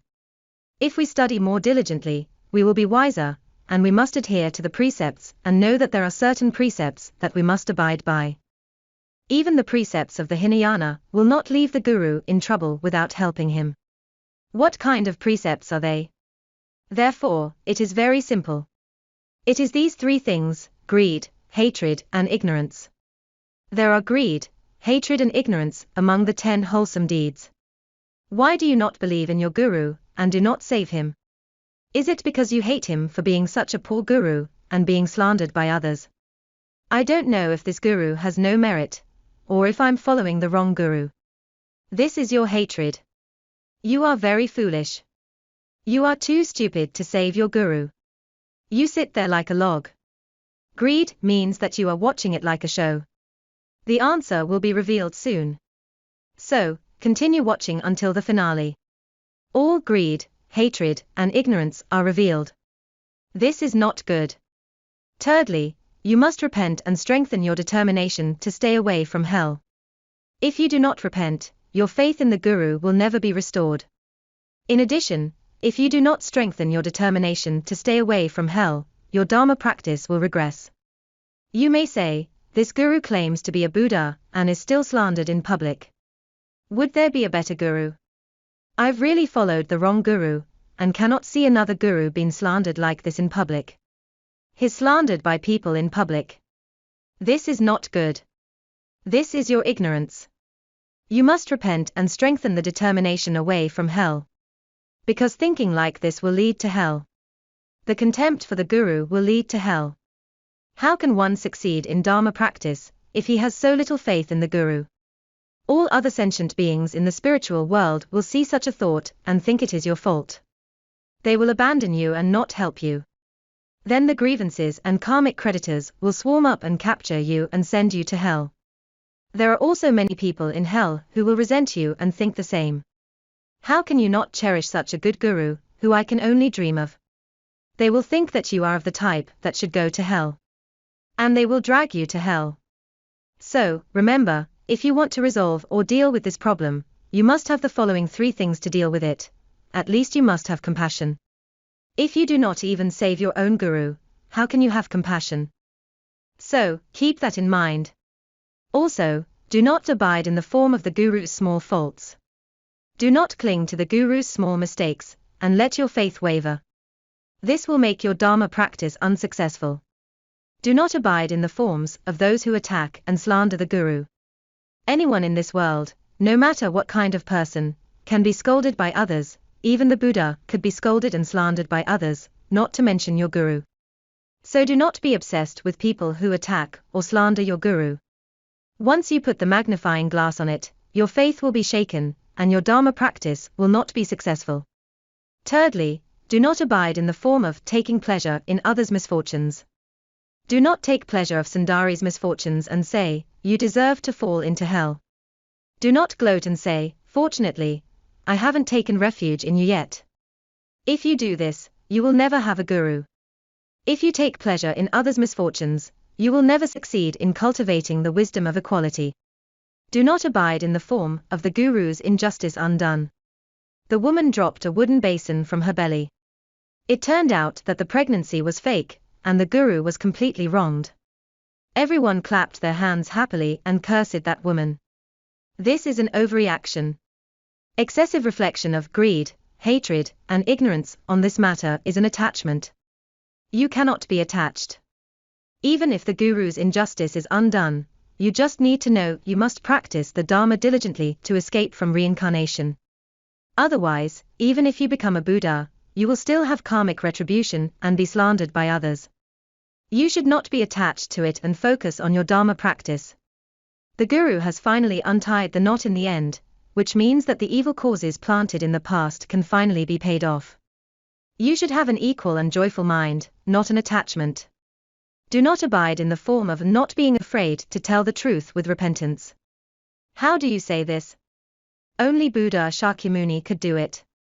Buddha Shakyamuni, as honorable as Buddha in front of so many disciples, spoke of some of the mistakes he made in his past lives that led to him being slandered now. He could use supernatural powers to see things that happened in past lives, many things his disciples could not see. He did not need to tell them. Why did he say it? Because of compassion, because of bodhicitta. Because of compassion, he hoped to use this case to make his disciples reflect. He had the awareness to know that this case could help his disciples cultivate better, so he said it. This was very rare and is the key to our Dharma practice. It is also the key to whether the awareness can be developed and when the bodhicitta shows. If we can do all of these four wisdoms can be developed, and we can solve the problem satisfactorily and be able to deal with them, then our mirror-like wisdom can also be developed. The first stage of the treatment, releasing the awareness, has been achieved. In the second stage, how to develop the awareness? What should be done? You must use wisdom of discernment to develop the awareness and protect the three jewels, Buddha, Dharma, and Sangha. In this case, some of his disciples did not understand it because they practiced the Hinayana. If they did, they would have applied the wisdom of discernment and immediately known that there were many flaws in this case, and stood up to ask Sundari why she said such words. If they protected the three jewels, Buddha, Dharma, and Sangha in this way, they could have developed the discriminating wisdom. If there were disciples who could do this at the time. However, none of the disciples did this. So, no one became a Buddha. This is how we should do it. Secondly, develop the awareness based on compassion. Be compassionate to all sentient beings, including your enemies, so that the wisdom of equality can be developed. We must accept the fact that the Guru has this retribution due to cause and effect. There must have been a cause and condition in the past that led to this situation. Then, you will not specifically curse this person, but feel sympathetic that she is still in the sea of suffering and hope that she can learn Buddhism, will not be like this again, and is able to develop the awareness in the future. You should be compassionate to her like this. Thirdly, we need to develop the awareness on mind and action to develop methods that can solve any troubles and problems. This requires the development of the all-accomplishing wisdom. Think about how to solve this case. While I am not as intelligent as Emperor Sakra, knowing how to transform into a mouse to get to Sundari's belly, I can find loopholes in other ways to get rid of the siege and clear the wrongdoing for Buddha Shakyamuni. If we use this case as an example, how to develop the awareness? What awareness needed to develop some wisdom to solve this problem? This is how it comes about. Therefore, we must remember not to abide in the form of dharmas. There were many ways to help Buddha Shakyamuni resolve this difficulty. At that time, of all the disciples who had attained arahantship, none came forward. There was only one disciple, and this was Emperor Sakra. Only one disciple was willing to do this. He did not abide in the form of dharmas. Emperor Sakra was not attached to these methods, so he would not say how incredible he was to help Buddha Shakyamuni get out of trouble. I'm the most incredible. If he did, he would have been attached and could not pass the second stage, only the first stage. But if one does not get attached to these things, feels very peaceful, is not attached to the forms of dharmas, he may pass the second stage. If Emperor Sakra could develop all the above wisdom, he could enter the stage of all-accomplishing wisdom, and could achieve the second stage of enhancing the awareness, not abiding in anything to develop the mind. How is the third stage handled? If you are not attached to being able to successfully develop the 4 types of wisdom, do not think it is a big deal, claiming that the wisdom of equality, the wisdom of discernment, all-accomplishing wisdom and the mirror-like wisdom can all be developed. If you are not attached to these, and successfully lead these 4 kinds of wisdom into the state of emptiness, neither existence nor voidness, and are not attached to the achievement of the emptiness, you can also achieve the third stage, that is, not abiding in the forms of non-dharmas. What will happen? You can enter the third stage of treatment, to perfect and complete the awareness. You are able to apply, not abiding in anything to develop the mind and lead the mind in. Without any persistence, you lead the mind into emptiness, neither existence nor voidness. This is called to perfect and complete the awareness. You will become a Buddha in the future. Even if you fail to become a Buddha before you die, everyone will have a chance to enter the Dharma realm when you die, and you will be able to apply this third stage smoothly. Do you know that when we die, many of the images and things we have done in our past lives, the seeds of their causes, will all emerge, like pictures. Many karmic creditors will chase us, causing many troubles, obstacles, and traps to prevent us from practicing the Dharma. By grabbing our feet, we will suffer bad retribution, and will not be able to go to the Buddha's pure land. In short, there are all kinds of things that will hinder you from achieving your goals. However, as long as you can use these 3 stages and are familiar with them, any stage can help you solve difficulties, and any stage can help you stabilize the situation at the time. If you are proficient in all 3 stages, you will definitely become a Buddha. Because you will definitely be able to enter the Dharma realm. You will know how to enter the 3 stages in the Dharma realm. When we die, we usually use the first stage, then the second stage, and then the third stage. All 3 stages must be used at death. So, be familiar with them while you are alive. How to get familiar with it? I will now use the case of Buddha Shakyamuni as an example to tell you how you should do this. But this is not detailed enough. I have not yet taught some more subtle ways to solve the troubles of daily life. Because I must tell you the entire structure first and verify it with the Buddha's case to tell you that this is a fact. Then explain the troubles faced in daily life step by step with examples. Then, it will be more detailed. Remember, what is the mind cultivating procedure? When we use the mind cultivating procedure to resolve the situations we encounter in daily life, we must firstly accept that all troubles and problems are caused by cause and effect, my lack of wisdom, my foolishness, and my greed, hatred and ignorance. I want to accept it, and now I must resolve these greed, hatred, and ignorance to develop the wisdom of equality. Secondly, I use questioning, analysis, and root finding to improve my wisdom of discernment. I must treat them, applying the Dharma, precepts, and all solutions to improve the awareness, to help me cultivate all-accomplishing wisdom. When I successfully develop the above 3 types of wisdom, and successfully solve problems and correct my shortcomings in the mind, without abiding in any form, during the process, that is, without any attachment, then I will also be able to attain the mirror-like wisdom. Just like a big round mirror, it reflects on everything, but nothing makes me obsessed. Everything can help me solve problems. There are as many as 10,000 ways. This is called the mirror-like wisdom. If we can achieve non-attachment to these wisdoms, we can lead it into emptiness, neither existence nor voidness, without being attached it. We can then truly develop the Dharmadhatu. With it, we can definitely stay in the Dharma realm, the state of oneness, and become a Buddha. So, remember that the entire process involves using compassion and bodhicitta. Just like at the beginning, I quoted Buddha Shakyamuni from the Avalokitesvara Sutra stating that if you want to go to the western land of extreme bliss, you must first have compassion, and secondly, you must have a guru to let you take refuge in. Of course, this has to be a qualified guru. Thirdly, you must have bodhicitta. It turns out that these are all required to go to the Western land of extreme bliss, let alone to become a Buddha, needless to ask. So, remember that to develop these wisdoms requires compassion and bodhicitta. After putting all together, if you have them all, you will have 100% bodhicitta, and you will be able to accomplish the perfect enlightenment and become a Buddha. So, remember, what is the goal? The mind cultivating procedure. It is to train to develop the 5 wisdoms with the awareness. It is to enhance the awareness to a position of non-attachment. We must not abide in anything to develop the mind to thoroughly deal with all difficulties and shortcomings in mind and daily life. Fourthly, complete the perfect enlightenment with not abiding in anything to develop the mind. We must not abide in any form, but this does not mean that we accept it and do nothing. Many people misunderstand the Dharma and often talk about the so-called Buddhist style of lying flat, goblin mode. This slanders Buddhism.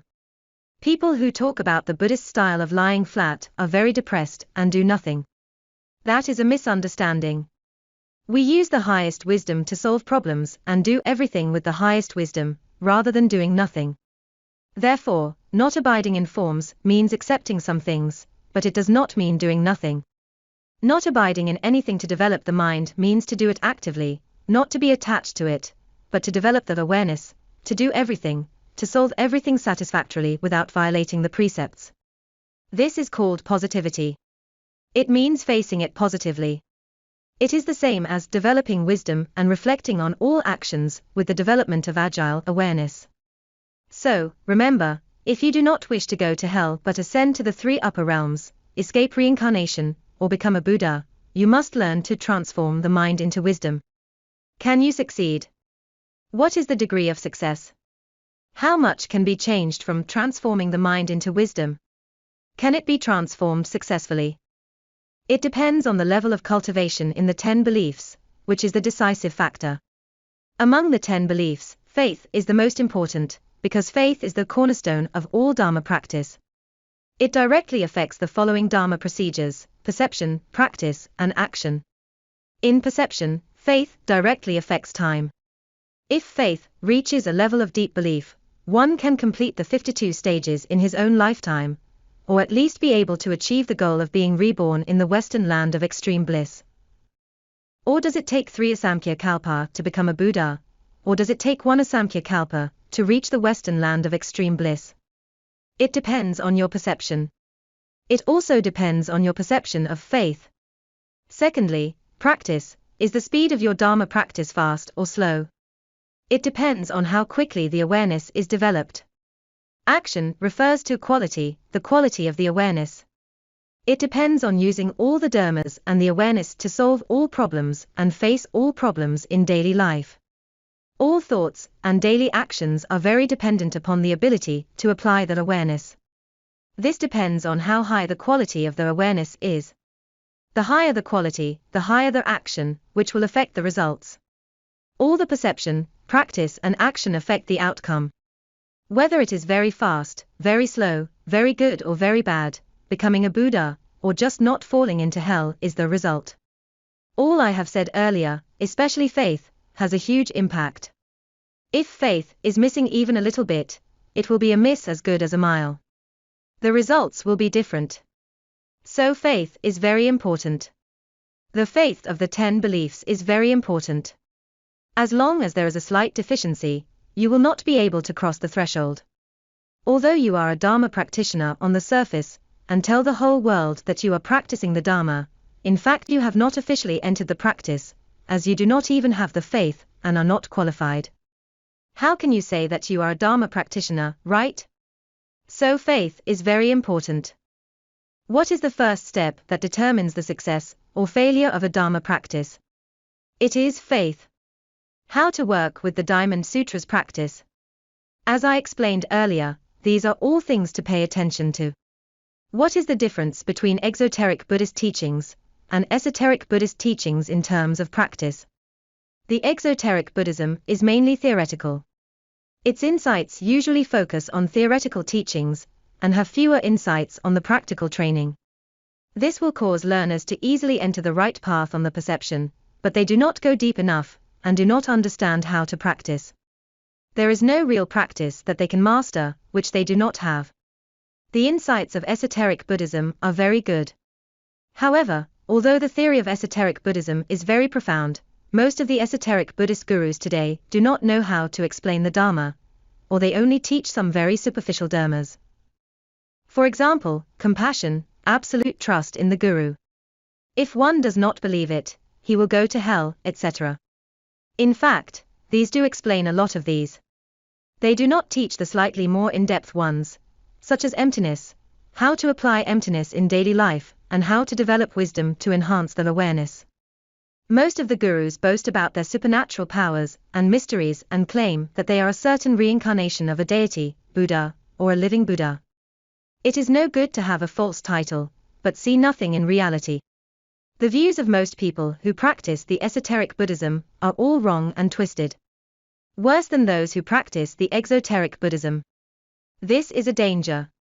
In terms of practice, most of the methods by exoteric Buddhism are only based on sound, requiring you to recite Buddhist sutras, Buddha's holy names, or meditate. Through meditation, you are required to perceive where your awareness is, but how can you improve it after you perceive it? How can you apply it in daily life? How can the first and the second thoughts of the behavioral formulas help you enhance their awareness? They do not understand any of these because they have not been taught. That is, there is very little training on the behavior of the mind. They just ask you to meditate in vain and meditate for a while, and that's it. These are more physical actions than mind actions. There are only physical and verbal actions, so the speed will be slow. Esoteric Buddhism has many practice methods, including all three types of practice: body, speech, and mind. However, most of today's gurus focus on teaching, visualizing the form of the deity, and basically do not train their awareness. Only the surface, without connotation. Even the highest level of perfect completion, which should be all about the awareness, and the training of the awareness, has been distorted into no need to keep the precepts. Practicing the perfect completion eliminates the need to keep the precepts, and in this way there is no awareness at all. What are the precepts? They are the awareness. If you do not need to abide by them, then there will be no awareness. It is not that there are mistakes in the practice methods of esoteric Buddhism, it is that the people or teachers who teach esoteric Buddhism today are deficient. The practice methods are very good, but if there is something wrong with the person who teaches it, it will be very bad. In terms of action, exoteric Buddhism advocates using 6 paramitas to accumulate merit. This is good, and it is also necessary for the practice of esoteric Buddhism. If you rely on the 6 paramitas to slowly accumulate, it will take 3 greater Samkhya-kalpa. Therefore, all bodhisattvas do this. We call it the bodhisattva practice, which is good.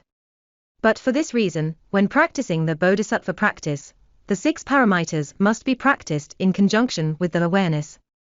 Without the connection, there will be less training in the behavior of mind, and it will be very slow, requiring 3 greater Samkhya-kalpa.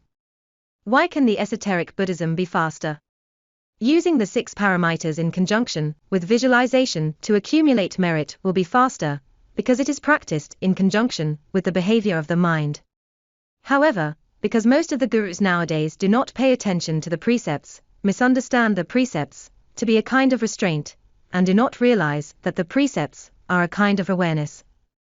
Let me tell you, there are very few, or even no masters or gurus who have said that precepts are equal to the awareness. They have never said this, so they do not know. I have heard some gurus, very high-level gurus and recognized as great masters, who openly say that Dharma practitioners must transcend all rationality and transcend all frameworks, including precepts, in order to achieve success. Only through such achievement can awareness be developed. I feel that it is a bit like calling a deer a horse, which is actually wrong. Precepts themselves are a kind of awareness that helps us improve our awareness and prevents us from violating that behavior. Then the awareness will gradually become perfect and can be revealed to be more complete. Right? Therefore, it is wrong not to know that precepts are a kind of awareness. Just because there is such an amazing guru, who is recognized as a great master, also teaches like this and ignores the precepts very much. Subsequently, Esoteric Buddhist practitioners cannot work with the awareness in their behavior to practice the Dharma. They do not abide by the precepts very much and think that transcending the precepts is equivalent to being able to develop the awareness. This is wrong. Great haste is not always good speed. They think that this is fast and transcendent. Because of this, they violate the precepts and fall into the three lower realms. What is the reason for esoteric Buddhist practitioners to fall into the three lower realms? Because they do not abide by the precepts, thinking that one can go beyond the precepts, and all will be fine by simply reciting the 100 syllables mantra. This is wrong.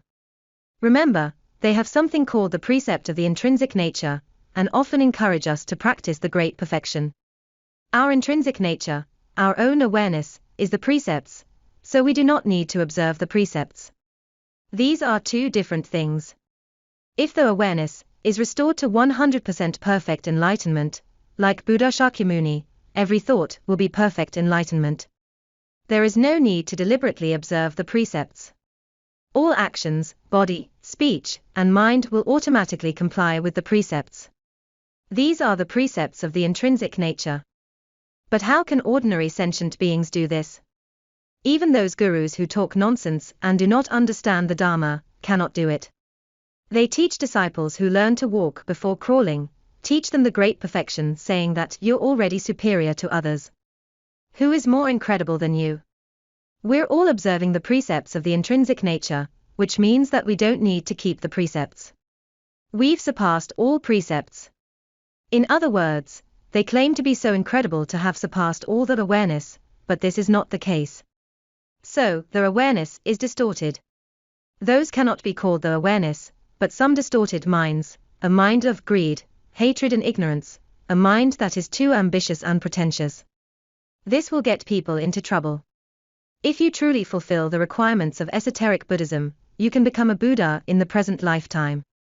In terms of time, is it the three greater Samkhya-kalpa, becoming a Buddha in the present lifetime, or never succeed?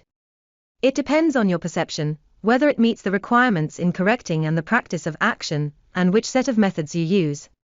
If using the set of method by exoteric Buddhism, you will definitely need 3 Samkhya-kalpa, because it lacks the practice of thoughts. If you practice the esoteric Buddhism without observing the precepts, you will never succeed, because you lack the awareness. If your primary focus is on the awareness, you will become a Buddha in the present lifetime. This is how time is measured. As for speed, if your main focus is on the awareness, you will of course be one step faster, and become a Buddha in the present lifetime. Without cultivating the awareness, it will need 3 greater Samkhya-kalpa. If you go against the awareness, and do not observe the precepts, you will never succeed and go to hell. Therefore, when practicing the great perfection, you must remember that it is a training of the actions of thoughts. The awareness can be developed very quickly. Practicing the great perfection is very quick and is dedicated to cultivating the awareness. Let's look at the quality. If quality is good, what is good quality? That is, cultivate primarily the awareness and work with the 5 wisdoms. These are of good quality. But if the training of your awareness is sit meditation, to feel the ethereal awareness, is there any light? Is there any flash? These are not of good quality. Good quality awareness can be applied in daily life. There can be many kinds of light. The intrinsic light is not known yet. You may be suspicious and consider it to be true. Then, you are practicing the Dharma wrongly or crookedly, which will affect the results. What is the crucial point? It is to choose a guru or master carefully. Choosing wrongly, you will go in the wrong direction. If you go in the wrong direction, you will go further and further away. This will require 3 greater Samkhya-kalpa, or you may never reach the destination. If you go in the wrong direct, or take a wrong turn, how can you ever get it right? In fact, the crucial point is in the first step. You cultivate the 10 beliefs, right? The first step of the 10 beliefs is faith. If you choose the wrong guru, faith will never be cultivated. Without warning, faith can suddenly be shaken. If it is not caused by your own karma, it is caused by your guru. It is just you and him, and it must be one of you that causes your faith to waver. It could be that the faith comes from your wild guess. Or the faith comes from the fact that there is something really wrong about your guru. In other words, the first step is to choose your guru well and find a guru who meets the standards. He is a guru who truly meets the standards of Buddha, Dharma, and Sangha and is the true collective body of the three jewels. The first step of cultivating the 10 beliefs, faith, if you can believe it deeply without doubts, then the remaining 51 steps will be very easy. That is, the 52 steps will be easy to get through. Whether you want to become a Buddha, escape from reincarnation, or have very low requirements, and just want to go to the Western land of extreme bliss, all can be done. But once you have chosen the wrong guru, you will not be able to achieve the first step of the 10 beliefs, faith. Why? He cannot help you develop this kind of true, unquestioning faith. This is very important. What is a guru? The guru needs to follow up on the disciple's practical training. He does not only confer you an empowerment and then say goodbye. Even passing on rituals is not enough. He needs to follow up on you. The Buddhist masters generally will not follow up on your Dharma practice, only explain the Dharma. So, you must remember that there is a crucial point. The first step is to carefully choose a Buddhist guru, or a master who will directly affect your faith in Dharma practice. And how long will it take to cultivate the 10 beliefs? As I said earlier, it is possible to cultivate them for 10 million kalpa. Whether you need to practice for a kalpa, or accomplish in the present lifetime depends on whether the guru you find is the true collective body of the three jewels. So, what determines the time to cultivate the 10 beliefs? The first step is to find a guru. Secondly, it is very important whether you have followed up on your faith, and whether you have followed the 50 stanzas of guru devotion to assist you in your Dharma practice. This is very important. That is all for today.